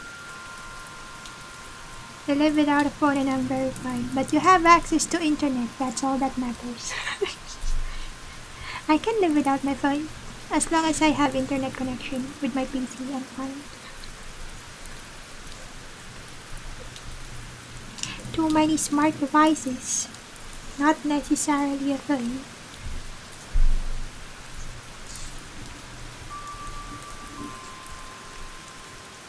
Yeah. I usually just put it on that amount of security because of like the whole entire time, like 2 years ago, where a lot of people ended up having people chatting malicious stuff while you're offline. And then at some point, I forgot when, Twitch made that to be the default. So if you don't touch your settings, that's gonna be what's on. And I always keep telling myself that I should remove that for a bit. What the heck? What was that? It doesn't even show. Uh-oh. What happened, Dink? It didn't even show on auto mode. What happened?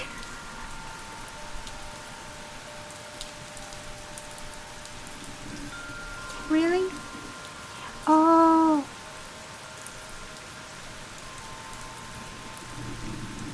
Oops. Did you try to explain about that situation from years ago? It directly deleted it. Now I can't see it.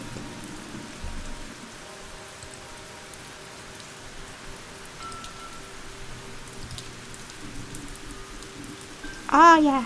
We see it.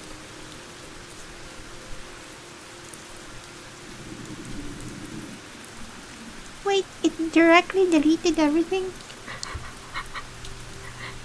I'm so sorry, I don't know security settings this much. What the heck? Where is that?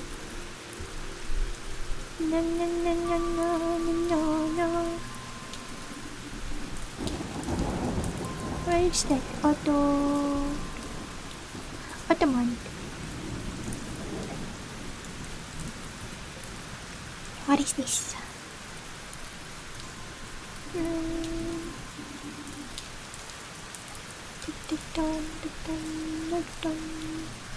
Ah,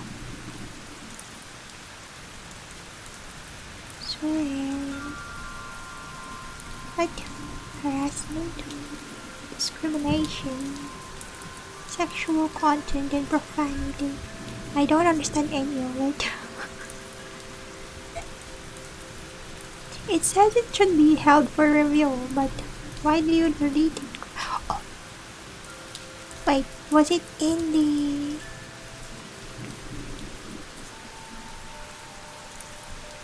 Yeah, no, I don't understand.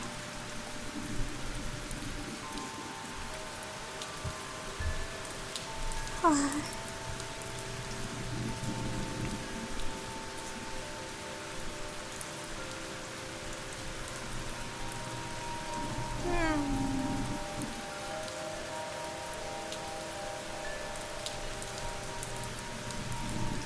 I don't get it.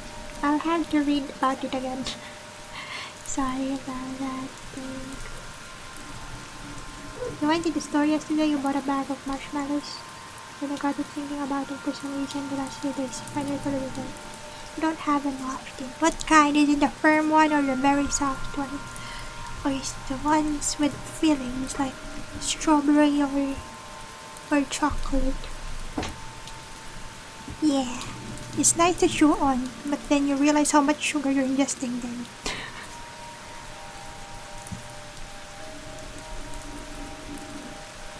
It deletes it. There's nothing I see that it says it automatically deletes it. They're normal.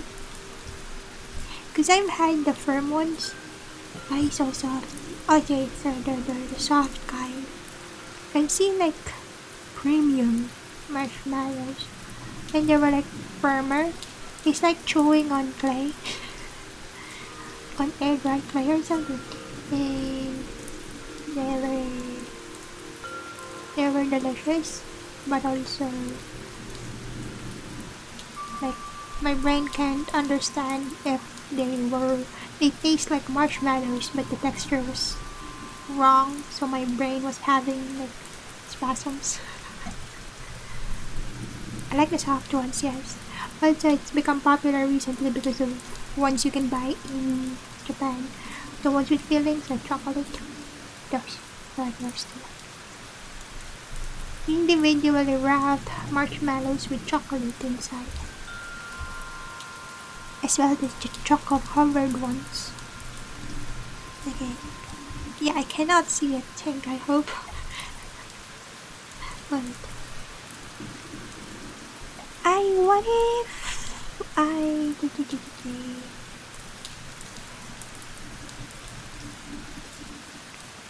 What if we put it here, but... And... Where is it?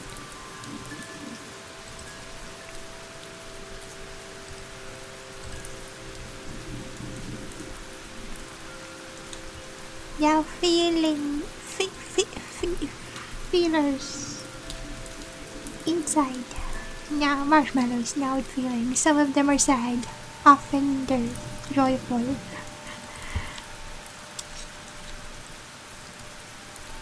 Can have.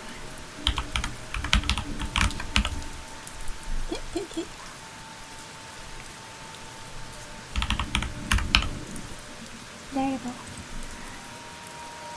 Just gosh darn it, make Tank a VIP then. Would that work?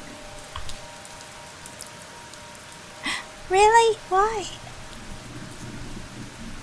It won't let me. All of them will know fear as you consume them. Yes. I can't even make Tink a VIP. Bro.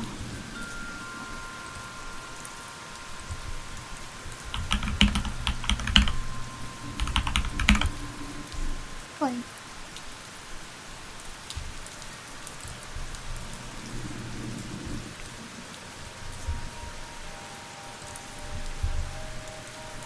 And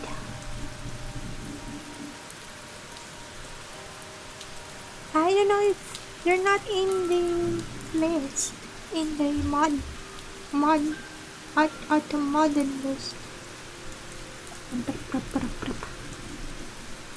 Can I not? No? Oh wait, it won't let me. There's not even regulars. Is that only applicable in...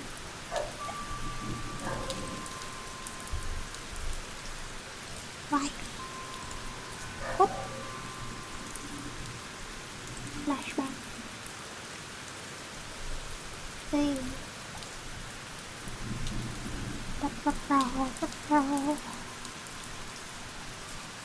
VIP.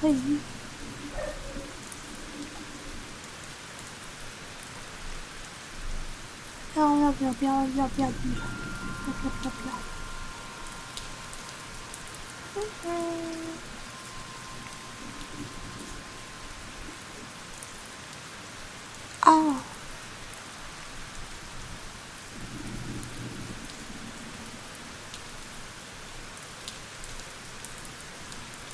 Wait. No, it doesn't tell me why a person cannot be made VIP.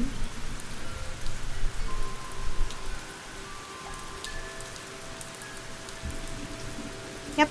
No, I don't understand Twitch.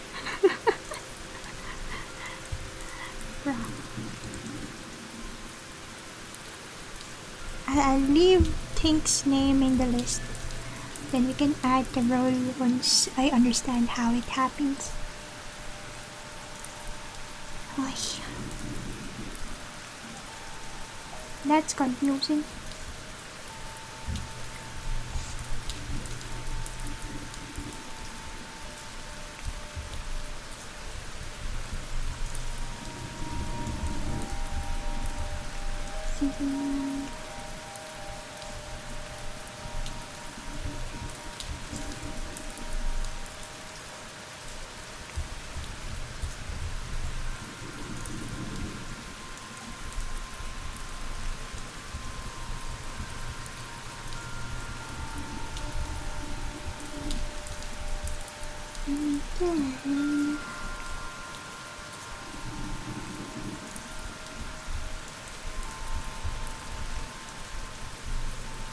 Oh. There's that limited number of VIPs maybe? Probably not, but yes, there is. You need to have a certain subscriber, like reach a subscriber amount, number. Then you can unlock more. Was it subscribers or followers? I don't know. You need to reach a number. Then you unlock more and more VIPs. I think there was like 15 or 20 slots at first. I think we upgraded once, so we have 30 slots. And I've used only 16. And then a portion of those are bots. I have semi-bots, stream elements and stuff. Oh wait, no, not VIP. Oh wait, so it's not VIP. Those are mod. I mean, the VIPs, I only have 16. So there's a lot of slots left. So that wasn't a problem. Was it possible that it's a verification thing again? Maybe.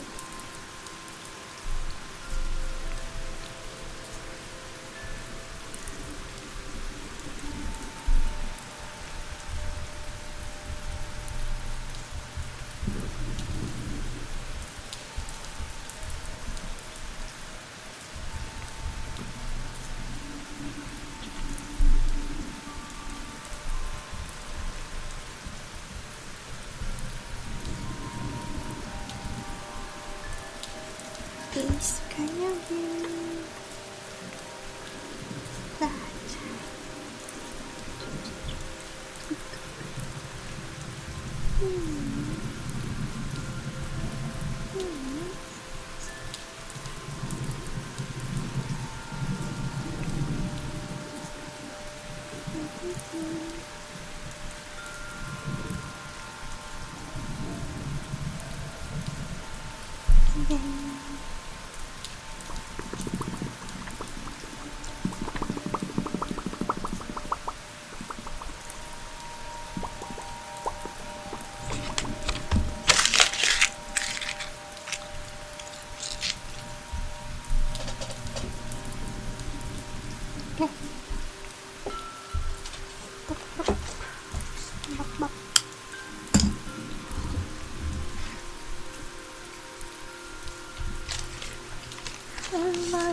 Having calling actions. Where are you?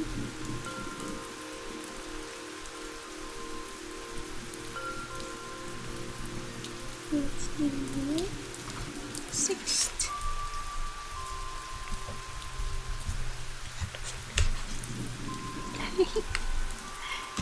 Sorry, when I'm thinking I pop.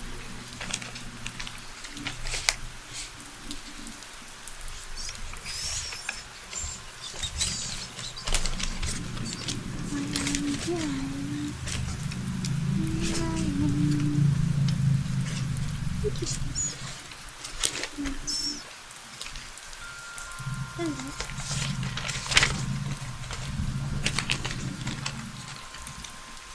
It's the box.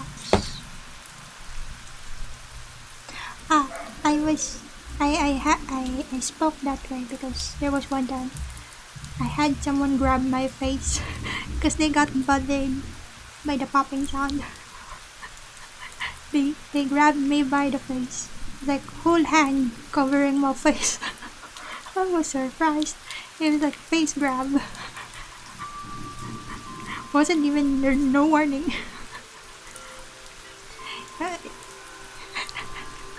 We were in a, you know, those kind of like table that can fit like 1, 2, 3, 4, 5, 6 people, like two at both ends and then 4 side at the side. We were like across on the shorter distance one, and then we were like doing on our work laptops doing stuff, and then I was doing the popping sound. We all have our I think we have a low volume speaker going on from our team leaders how do you call it? PC. They have music playing. So there was like a low volume music going on in the background, and then I was like popping. Not popping as in I'm singing. Popping, just making popping sounds with my mouth. And then I got a face grab. We laughed about it, but I was just so surprised. So I guess that's why there was like, I wasn't even aware of it until you said night skill. I was not aware that I apologized. It was a automatic default dialogue when I'm on NPC mode.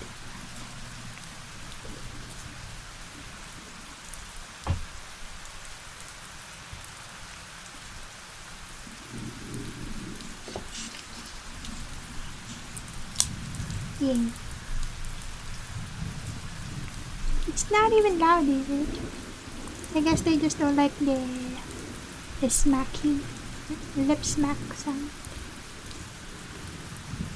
Because if it was like a wet one, like you know when you're, oh wait, no, that's different. Our chewing sounds different from lip smack sounds because it helps me process my thoughts when it's like popping sounds, the mouth pop. But the chewing sounds just grind my gears.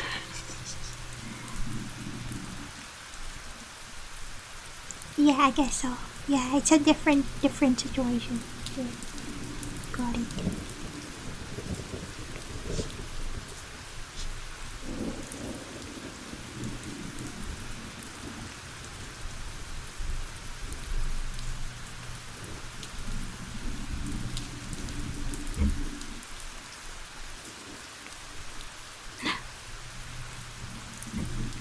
that moment that Steam just informs you of what people are playing.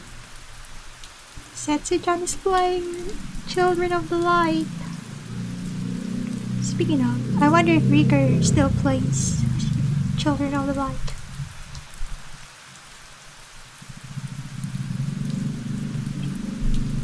Yes.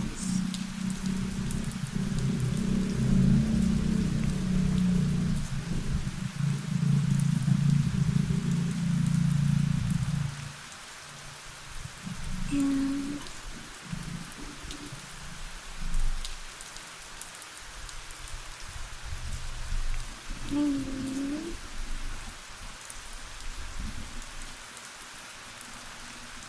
yes.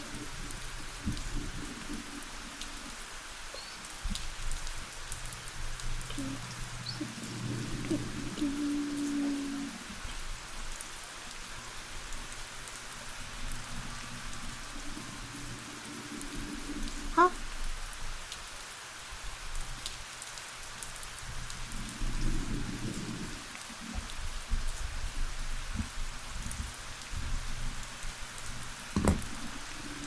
Your mom's partner's son had some strange dental stuff installed for a while, and you had chicken stew? Some wet chicken stuff, and it was delicious, but also the sounds coming from his mouth while eating were disgusting. It's kinda like they have like, limited movement, so there was more, like, more chewy, smacky, wet, churny sounds. I'm imagining what kind of dental situation would do that. Oh wait, where's my pen? Yeah, it's slightly, yeah.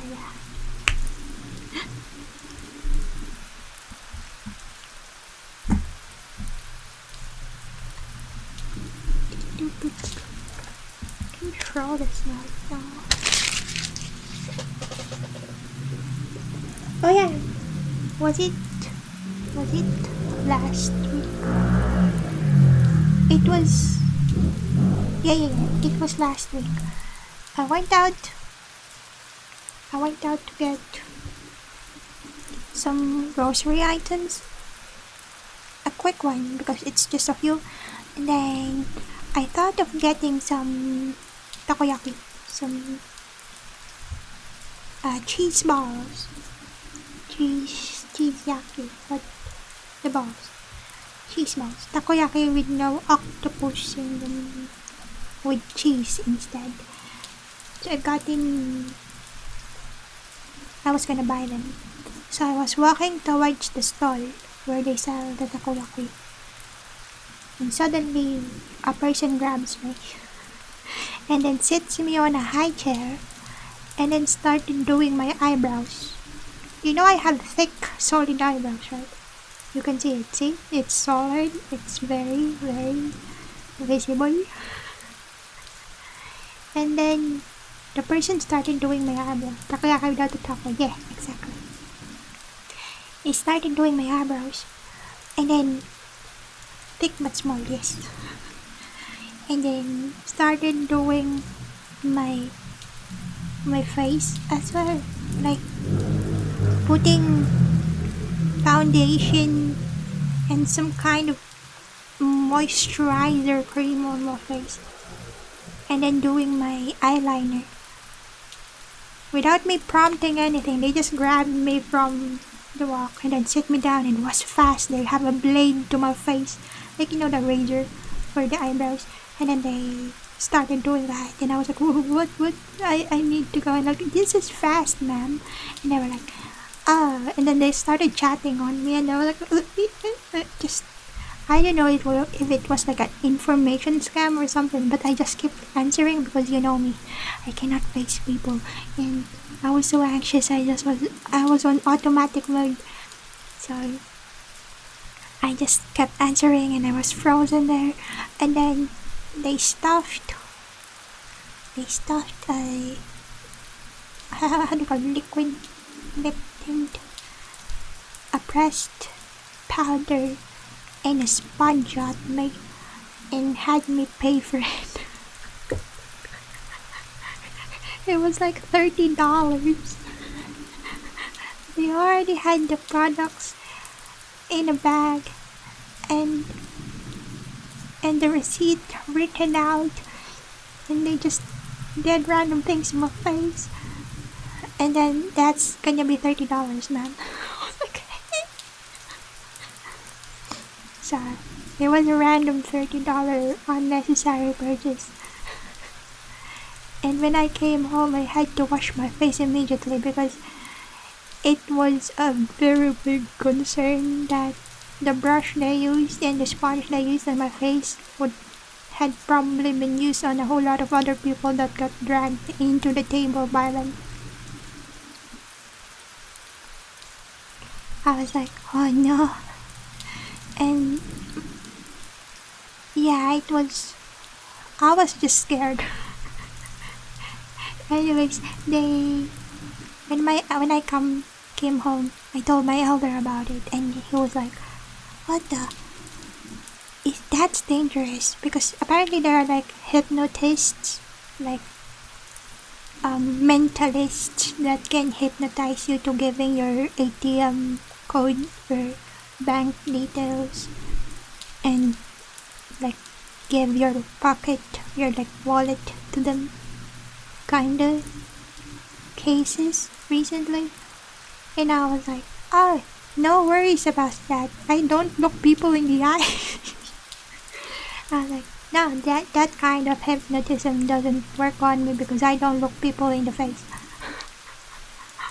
I don't look into their eyes, so they cannot do the hocus pocus onto my eyes.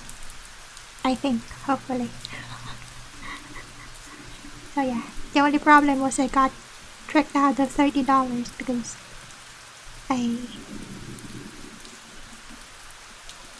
was that a scam? That's not hypnotism, that's just being socially awkward. It's alright. I'll just assume that my old lip tint got expired and I have a new one to use now. And the face powder as well. And the sponge. I can throw away my old ones now. They're usable. Questionable quality, but they're usable.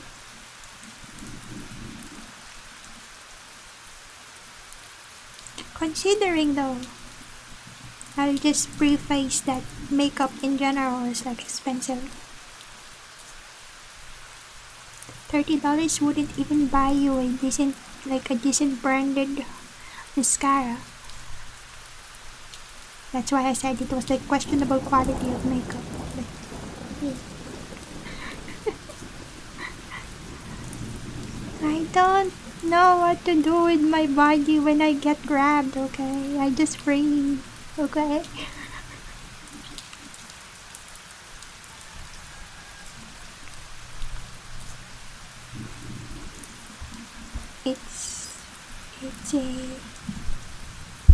It might have worked if I'm not dealing with humans.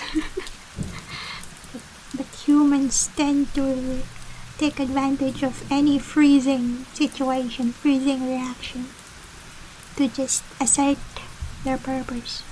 So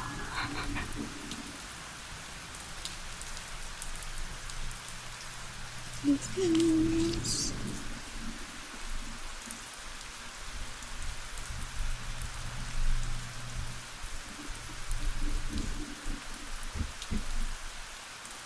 scariness aside, glad you have recovered from it. Kind of thing where people try this kind of makes you upset you've gone into a depressive episode. Oh yeah, no, I was gloomy for the entire afternoon after that. But that was like the day of, was it the day? No, it's the day before. The day before the Stardew. So it was like a day before I had to interact with anyone, so I had time to recover. But yeah, I was like gloomy afterwards. After I complained to my elder, I was just binge eating my snacks in my room. I think I ate like an entire loaf of bread and a whole lot of cheese. Because I was so upset. But yeah, I didn't want to worry my elders even further, so I was like not reacting so much to it. Because they would have like tried to do follow-up actions if I reacted further. Thank you for the head pats. But yeah, I just ended it there. I came back to the location like, was it yesterday or the other day? Because I was gonna get more food. And I just rushed past the makeup stall. And they had a person, they had another person sitting there getting surrounded by 3 people doing stuff on their face with probably unclean brushes and sponges. I was like, oh no. Good luck, person. I need to get away. Thank you for your sacrifice. And then I just hurried away. It's not like, because within the building, towards the place where there was like a whole lot of like snack, cooked, food items, like the takoyaki and the waffles and stuff, donuts. You need to pass by that area where they sell like footwear and makeup. So I was gonna get some more takoyaki, so I had to rush through that area. But lucky for me, unfortunate for that person, they had another person locked in to the chair. Yeah, I tried to look busy, like don't come near me. I'm busy. I passed by the area in a rush while staring into my phone screen that's not even turned on. It's like, I'm reading a text message and then running, speed walking my way. All that acting for nothing because they were busy with a different quote-unquote victim. Yeah, it was like an alley of stalls. Imagine like a pathway with different merchants on both sides.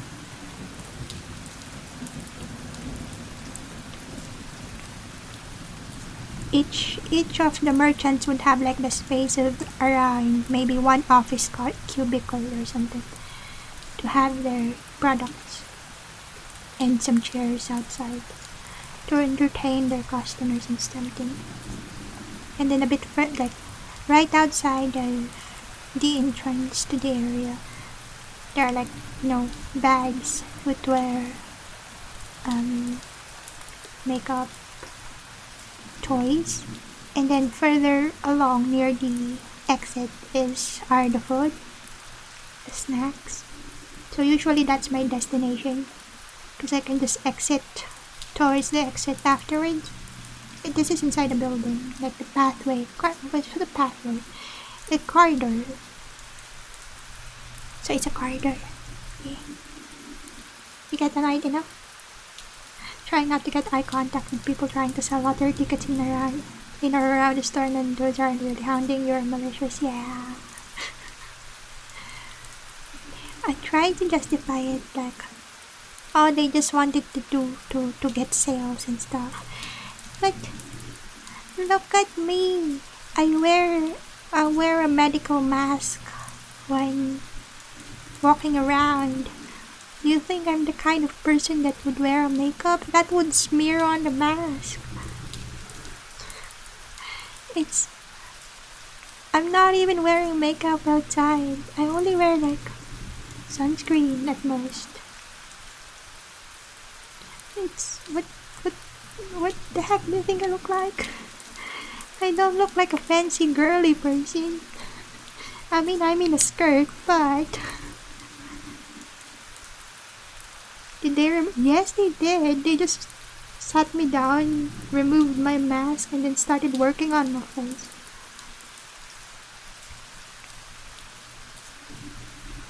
It was really surprising. But I guess it was like a marketing tactic or something. Because it's about the end of... It's near the end of the day, like afternoon. I mean, they can still sell a bit during the evening, after dinner maybe. But considering it's like about the end of the peak time of the mall, so the people are dwindling. And I guess they wanted to get some more sales in, so they just grab people.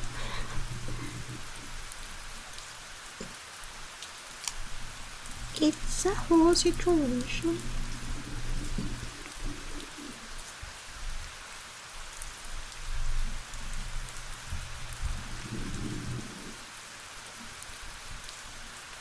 But yeah, if I remember correctly on how some of my salespeople friends tell the story, they are trained to do that. It's not a marketing tactic. If they made you pay for it, that's something that should be punishable. Yes, but the thing was, some of my salespeople friends get told to do it that aggressively, like, because it's okay. It's a culture thing, I think, that if you're halfway through a transaction, it is like embarrassing to stop it. This is a very old one. Nowadays, the younger people, young adults are more assertive with not purchasing things they don't want to purchase. But for the older generation, which affected me a lot, because I'm surrounded by elders, and I am an anxious, shy person myself. Once the transaction is halfway done, I can't bear to stop it.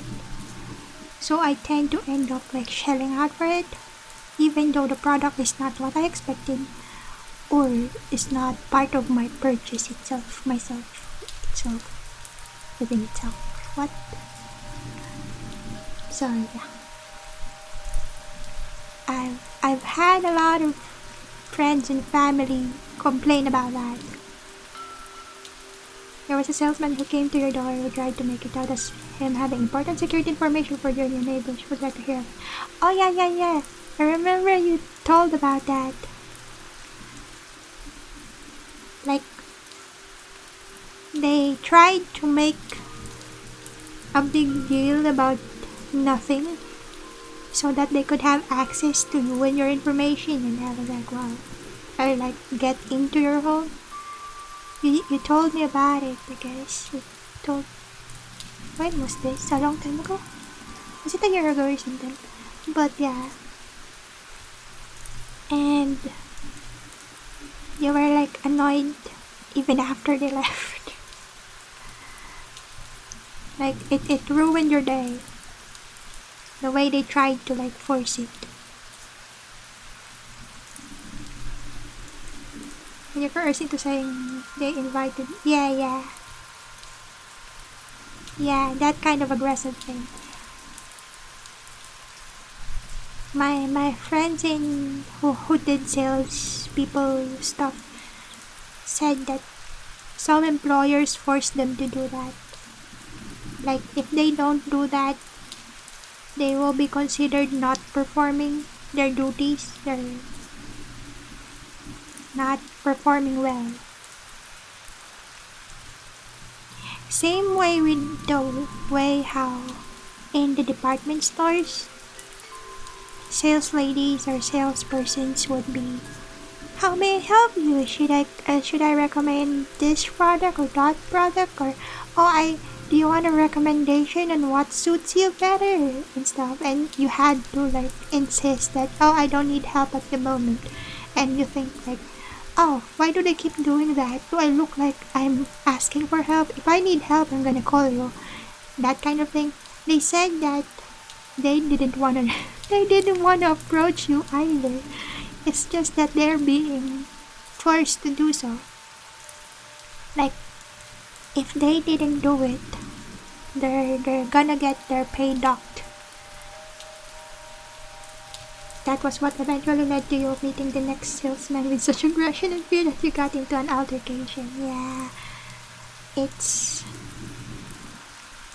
it's the it's the bad ones that make it difficult to face the good ones in a good mood, in a good frame of mind.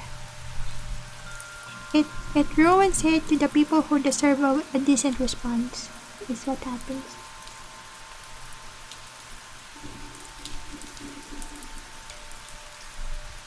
Hey, Jaya.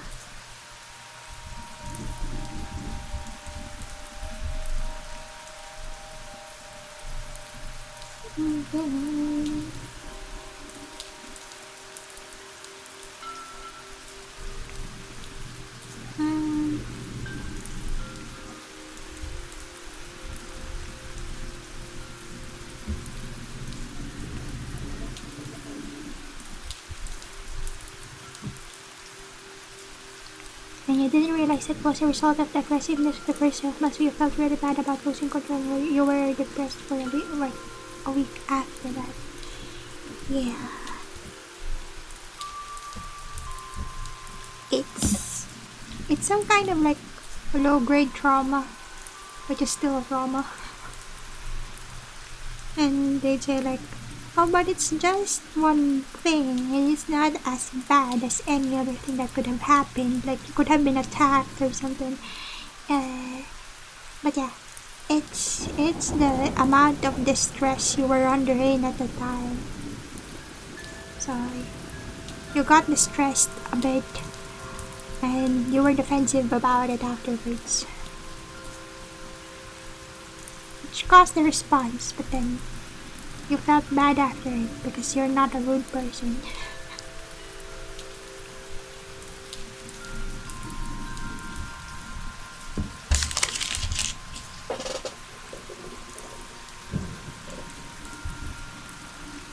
Still think about it sometimes, but it doesn't really hurt anymore. That said, you get super defensive about it and about people coming to the door now, which thankfully doesn't really happen. Oh, yeah. It's good that, that means, the security was better. Or just, I guess, the activity area of the salespeople are different now.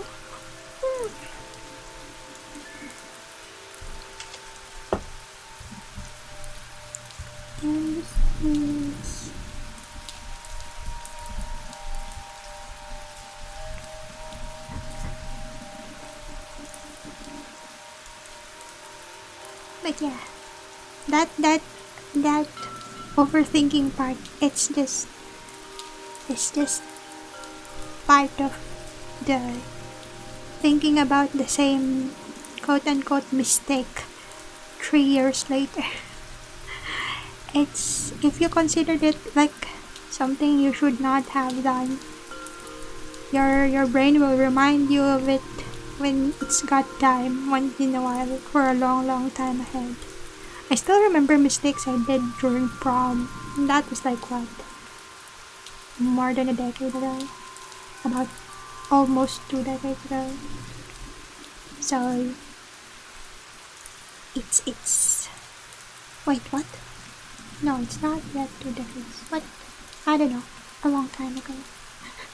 What is the years? I don't understand time anymore.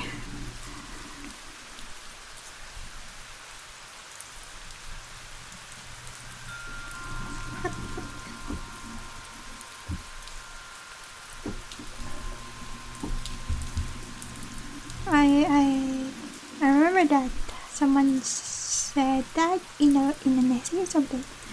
Like, people tend to remember bad things more often. Of course, like, there are like life-changing happy things that you will remember for the rest of your life. But small happy things often just get forgotten. or like overwhelmed by the amount of bad things you remember. It's a bit of a leftover from the correction and learning from mistake part of the human instinct as an animal, as a social animal. Because evolution tells you to correct your mistakes and be prepared for a possible similar situation in the future. And then it does it so much that you end up paralyzing yourself when you're making decisions about the same situation.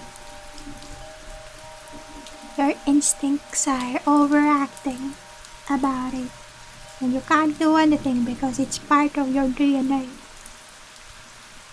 I always try to be fair and to consider the review. Like, you try to think, this isn't really necessarily their fault. They could have been forced to do it this way by someone else, or tricked to believing it was fine to do so. Yeah. They had to. Because some of them has quotas to fill. And by feel, I mean F-I-L-L. Why do I pronounce feel and feel the same thing, same way? Man, pronunciations are high. Words are high in general.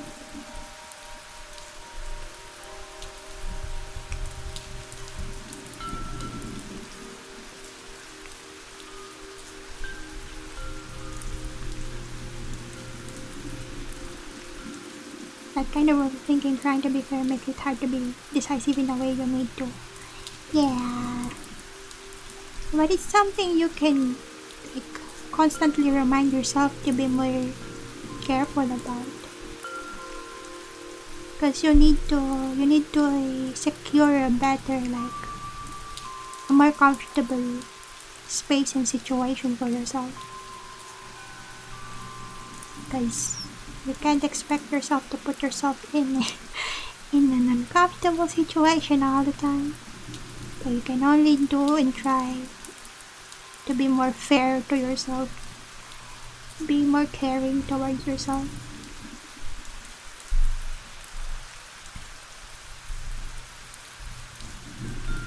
Peace.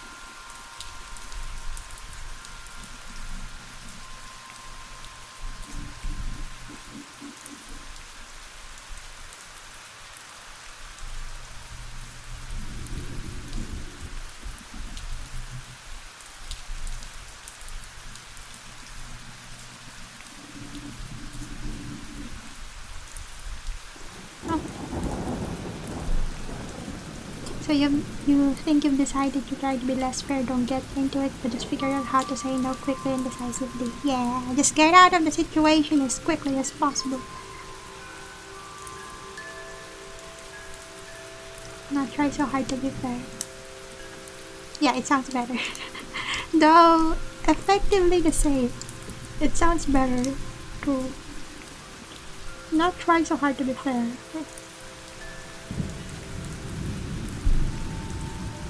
Just put in the minimum amount.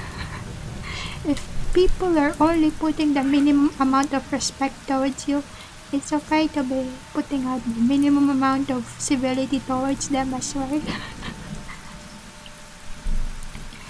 We are no longer obligated to be the bigger person. We just have to be the equal person. Treat others how they treat you. I don't know. Maybe morally, you should be the bigger person, be the better person. But personally, I promote being an equally responsive person. Give what you are doing. Response how you are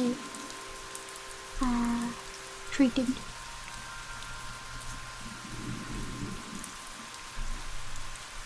So there will be less regret on your part in the end. You did your part.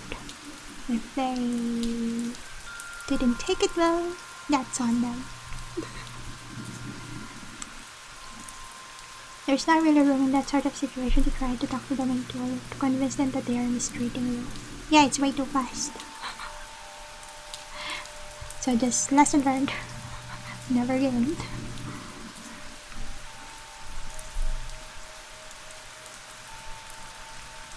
I say that while I just finished telling you the story where they had me buy a lip tint and a sponge and a powder, spending $30 on makeup I didn't want to get, wasn't planning on getting. That's already the compromise I was like able to do, because they were trying to stuff like $100 worth of makeup into the bag. So I was like just grabbing the small items and I'll only take these. That's why I managed to shave it down to the $30. It's still unnecessary purchase, but that was what my anxious brain was able to like compromise with. That's the most I can take. That $70 I saved from their aggression was something that I could use for snacks, so I'm never gonna compromise on that. I need it. Snacks can make me more strong in these situations. I would have had to say goodbye to my takoyaki if I paid the $100. Come on.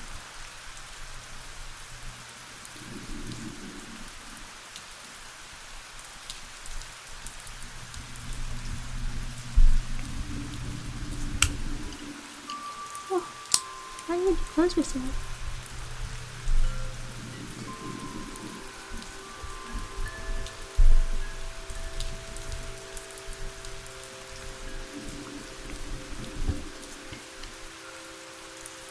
Yeah. In a rush situation, I did okay. I guess that's why I managed to like recover faster. Wish me luck and strength in the future.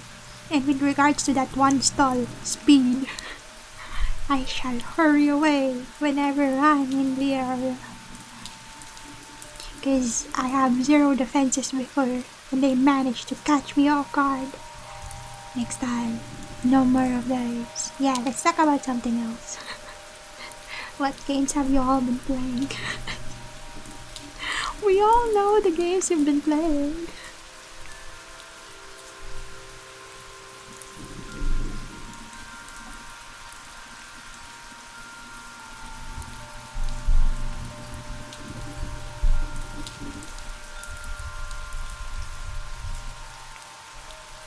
Yeah, you finished Gex. Do you have anything planned after? Or are you descending back into Night Rain? You did say you're gonna renew your PS Plus, right? You don't have the energy to yap about them yet. You're sleepy. You've been mulling it over? Oh, you still haven't purchased the PS Plus. That's good. You can think it over 6 times. 9 times. 21 times. By the 21st time, it's like, you don't need it anymore. I've been seeing people doing solos. Does that mean that they didn't pay for the online if they've been playing solo so far? They haven't sold on a PS5. What's the memory capacity of a PS4?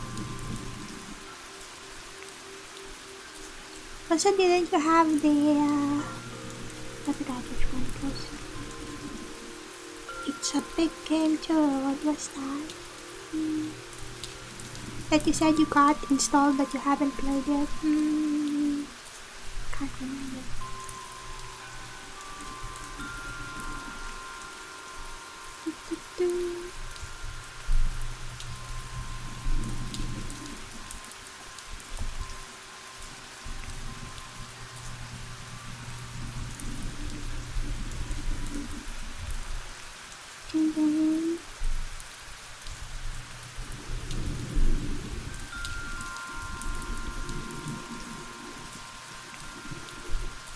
few hundred gigs. That's a lot. Well, I guess if you estimate a game to be like a big game to be like 50 to 100 gigs, that's a few games already, and also the sales, right? It's so long.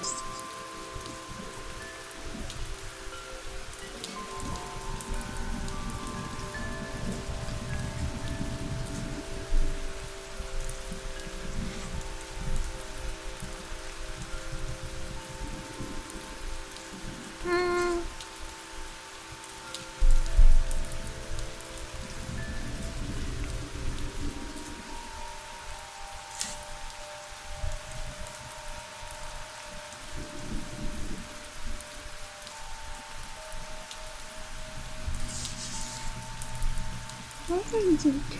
Oh, it didn't show up yet. Where's my calculator?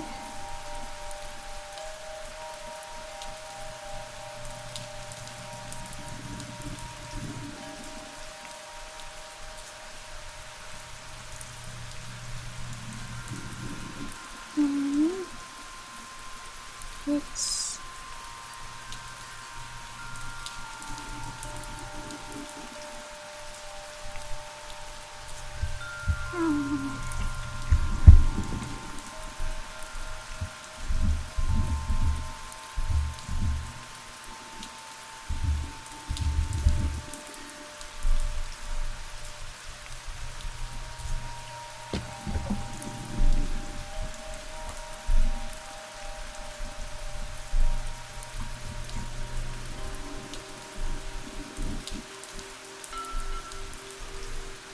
okay.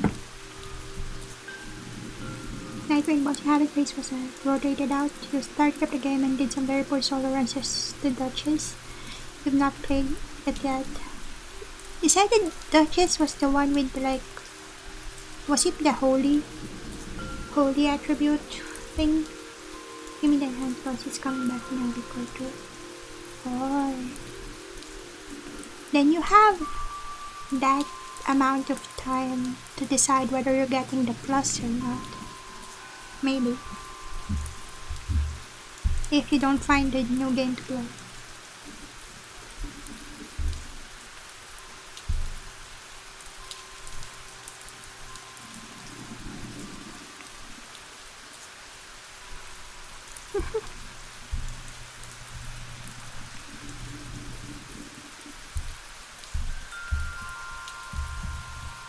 No, that is like a rogue.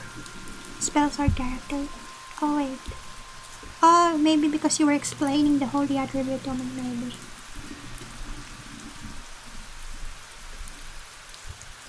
Oh, jeez. Oh, I thought I spilled the ink again. This is...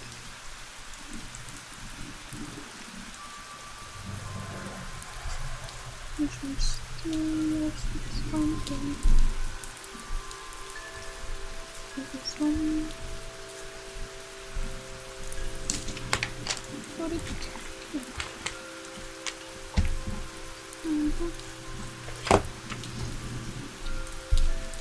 You needed it for the final boss or something.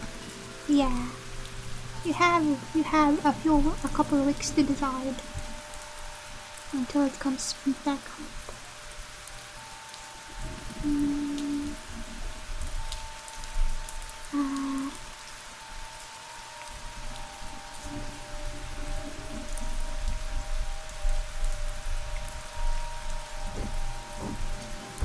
Please. This is... Oh. There.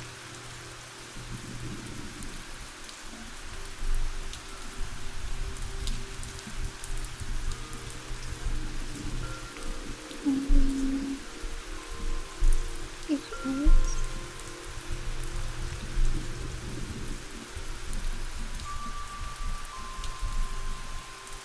Oh.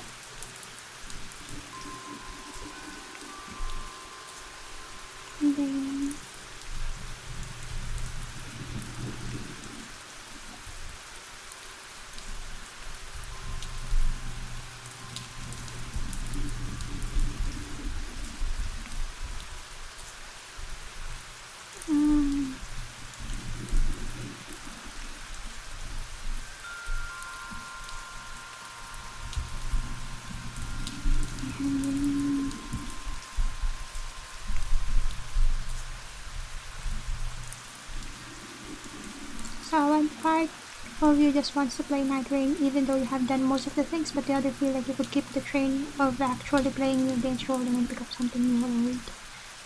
Like just a new game done here. Maybe you can do the one you did in that in Gex. Like, wait, did you play the entire trilogy in one flow? Or was it like the first game you played while playing Night Rain? Because maybe you can have that while you're completing all of the things in Night Rain. You can have one game on backup you can play alternatively. So yeah, so none of them gets old for you. I don't know. What's your flavor of like handling your backlog? I usually focus on one game at a time. I can't really finish it. The thing was, the Night Rain bosses were doing the rotation thing. Makes it hard to focus on it.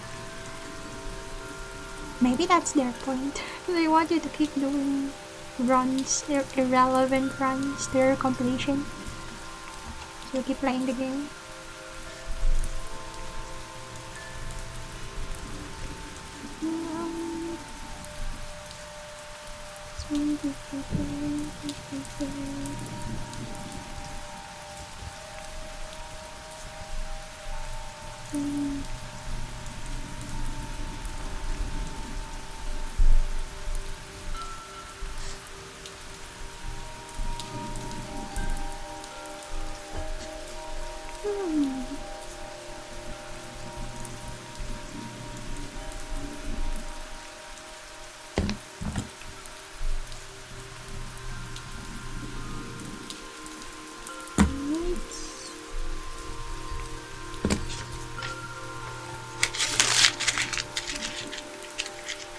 Maybe you can play one game and then one other forever game, like PCG Pocket or United, and maybe I think you feel that spot. You're just hesitating to start a new month of plus. Ah, yeah.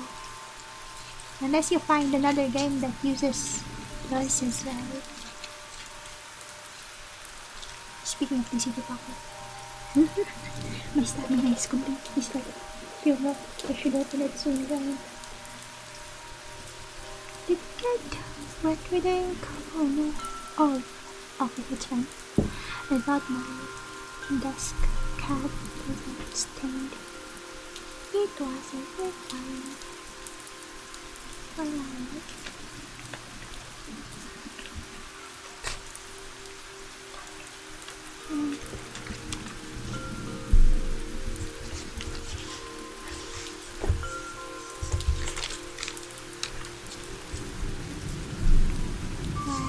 We know for sure.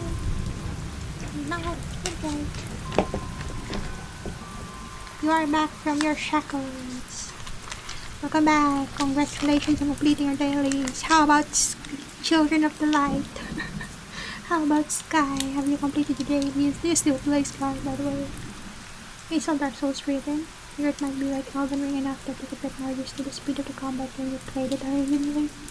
You start with the character, you finish the game within just the mood and the menus of the game felt all in a way that you weren't feeling or revisiting. Just for stepping up the hellbear. We did it this afternoon. Oh. High priority. The first one to be done.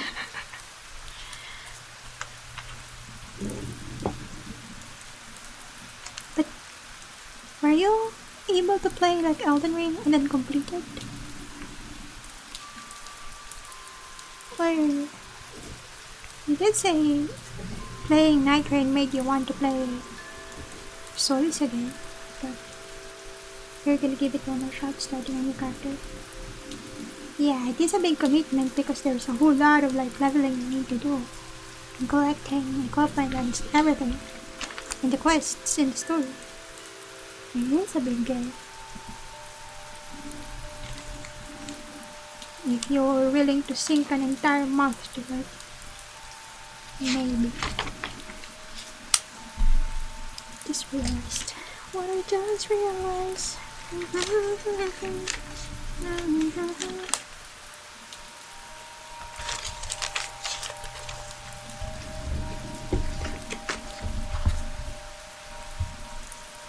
that's enough for tonight.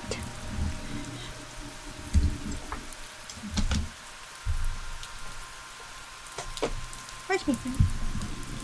Oh, so Elden Ring, continuing on the app that I started playing up until including the DLC, but that's another big commitment. But the mechanics and graphics is better in Elden Ring, right? Or it's too new that the story felt old too.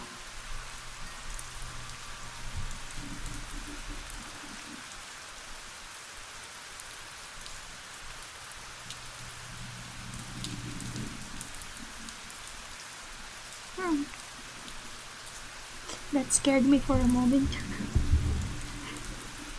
She even posted something I thought for a moment was a graduation message. Thankfully it's not. But anyways, where are we?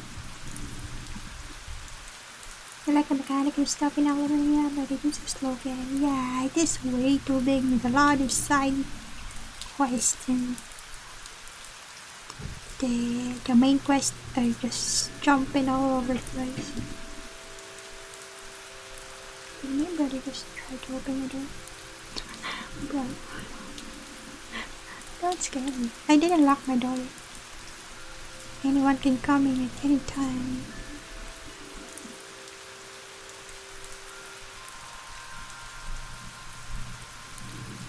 It takes a lot of hours just to visit an area and look around and get stuff. Yeah. I've seen someone already under episode 60 plus of gameplay in Elden Ring, and I was like, what? And I like peeked at it. It's the same character as they had in the first few episodes, so it was a big one.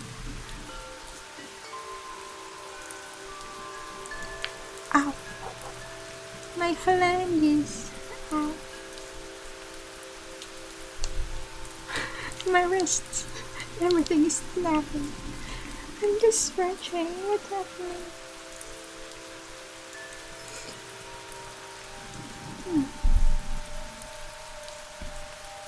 The thing was with how slow Elden Ring does its thing, and a whole lot of places is just trying to get through the mobs, either by kiting them or just plain as beating them down.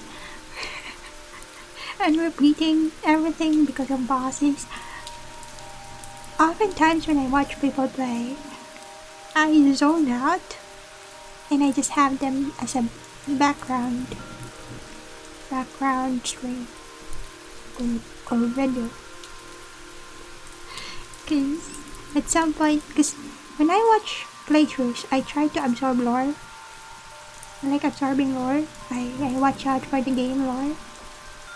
But if the combat and exploration gets grindy, farmy, and just dragged out in general, I zone out.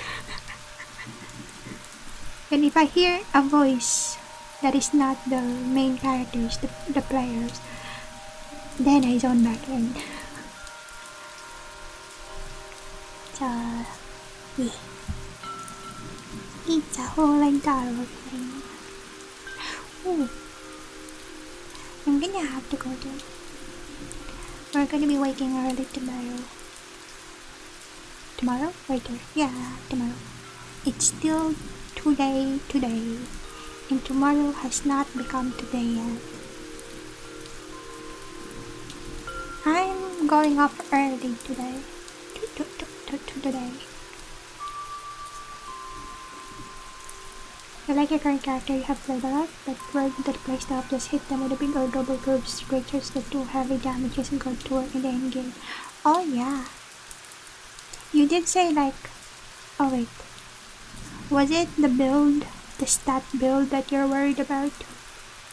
Cause I remember you saying that, oh, you diverged from the meta way too much. Was it? Was that the character that you said was like definitely not meta and possibly gonna be a hurdle doing the endgame stuff.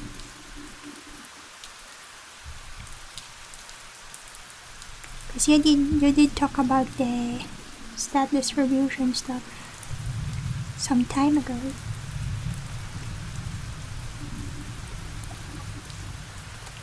What? You can open another browser page. And try to look for people. How do I do it? Come on.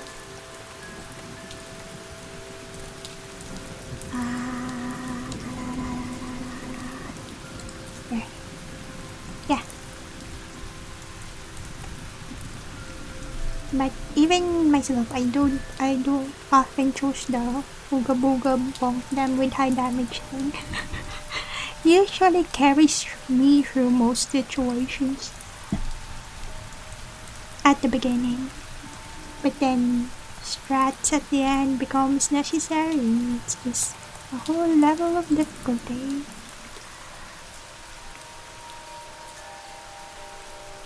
Oh wait. Okay, we're going to Raddy Fox. They're playing Baldur's Gate. Was it the wizard or the mage one they're doing? Can't remember. Not sure. You've invested a lot into health, but late game you're not gonna be able to just have really powered up weapons that you can hit 2 enemies with. Was it the range that you chose the double great sword build for? And not for the bosses? I wonder how that wields. I've never seen... Oh wait, maybe I did. Wait, no, that's a longsword one. Longsword, great sword combo. I see. But for now, I'm gonna have to go. I'm going off. Need to sleep. I'm getting up at 4 a.m. or 3:30 a.m. I wanna get at least 3 hours of sleep. Art aesthetics. Just like big jump attacks. Oh yeah, the impact of great sword is really satisfying. They did so well with the weight of the movements. It's so good. Makes it seem more powerful, even if you consider the numbers, the animation and how it feels, the sound design and everything. It's so good. Yeah. Let us know what you end up choosing. Cause, it depends. Those who also like the same genre of games might have a good recommendation. But yeah, for now I'm gonna have to go. I want to clock in at least 3 hours of sleep tonight. Good luck to me. Anyways, thank you everyone for lurking. I appreciate everyone who's been hanging out this entire time. Although we were just yapping and I was just writing and just filling my hands with random ink stains. Yeah. Thanks for the cozy stream, yes. I'll be back later. But I'll play something maybe. Or I can continue work. Depends. I'll scrubber. But yeah. I'll go for now. And I'll see you again soon. We'll be raiding later. It's a Sunday, right? Wait, what day is today? 12. What? Yeah, 13. I might do some art. Cause I still owe Kapen a few badges for stream, for Twitch. Some badges. I do them.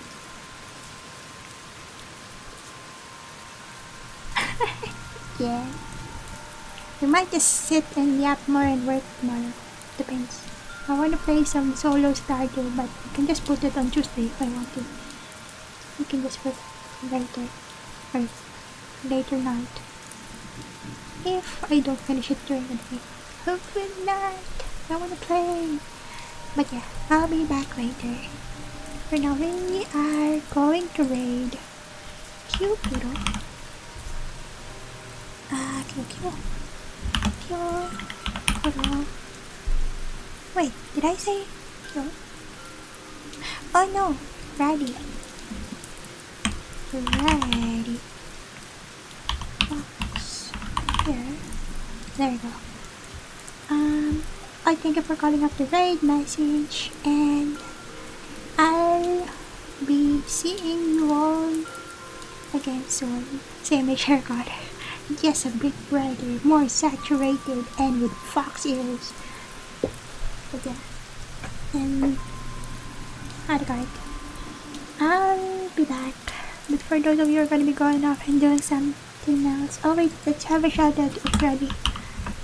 Ready fox here. Okay. What? No! Watch me make the wrong comments. Okay, there. We have it. Come back here! What's that? Oh, don't. Wait. Huh? What is that? Monster hunter? Oh no! Oh, this. Yeah, sorry. For those of you who are gonna be going off and doing something else after this, good luck on what you're about to do. Enjoy, have a good time, take care of yourselves, and stay safe always. Remember to hydrate and feed regularly, because mortal bodies need mortal resources. And for those of you who are gonna be resting, just like me, rest well, have a good night, sleep tight, and sweet dreams. Let's meet again soon enough. And for now, I do implore you to always remember, be wild, be true, be steadfast. Goodbye everyone. Oh wait, end card though. I'm still on screen and I haven't queued up the raid.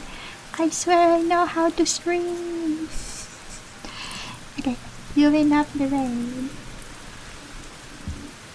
Okay, I need the raid message. I didn't copy it myself. I know what I'm doing, I swear. Okay, end card anyway. Join me in raiding then. Let's say hi to Randy. Anyways, end card. And we'll raid Randy in 3, 2, 1, go.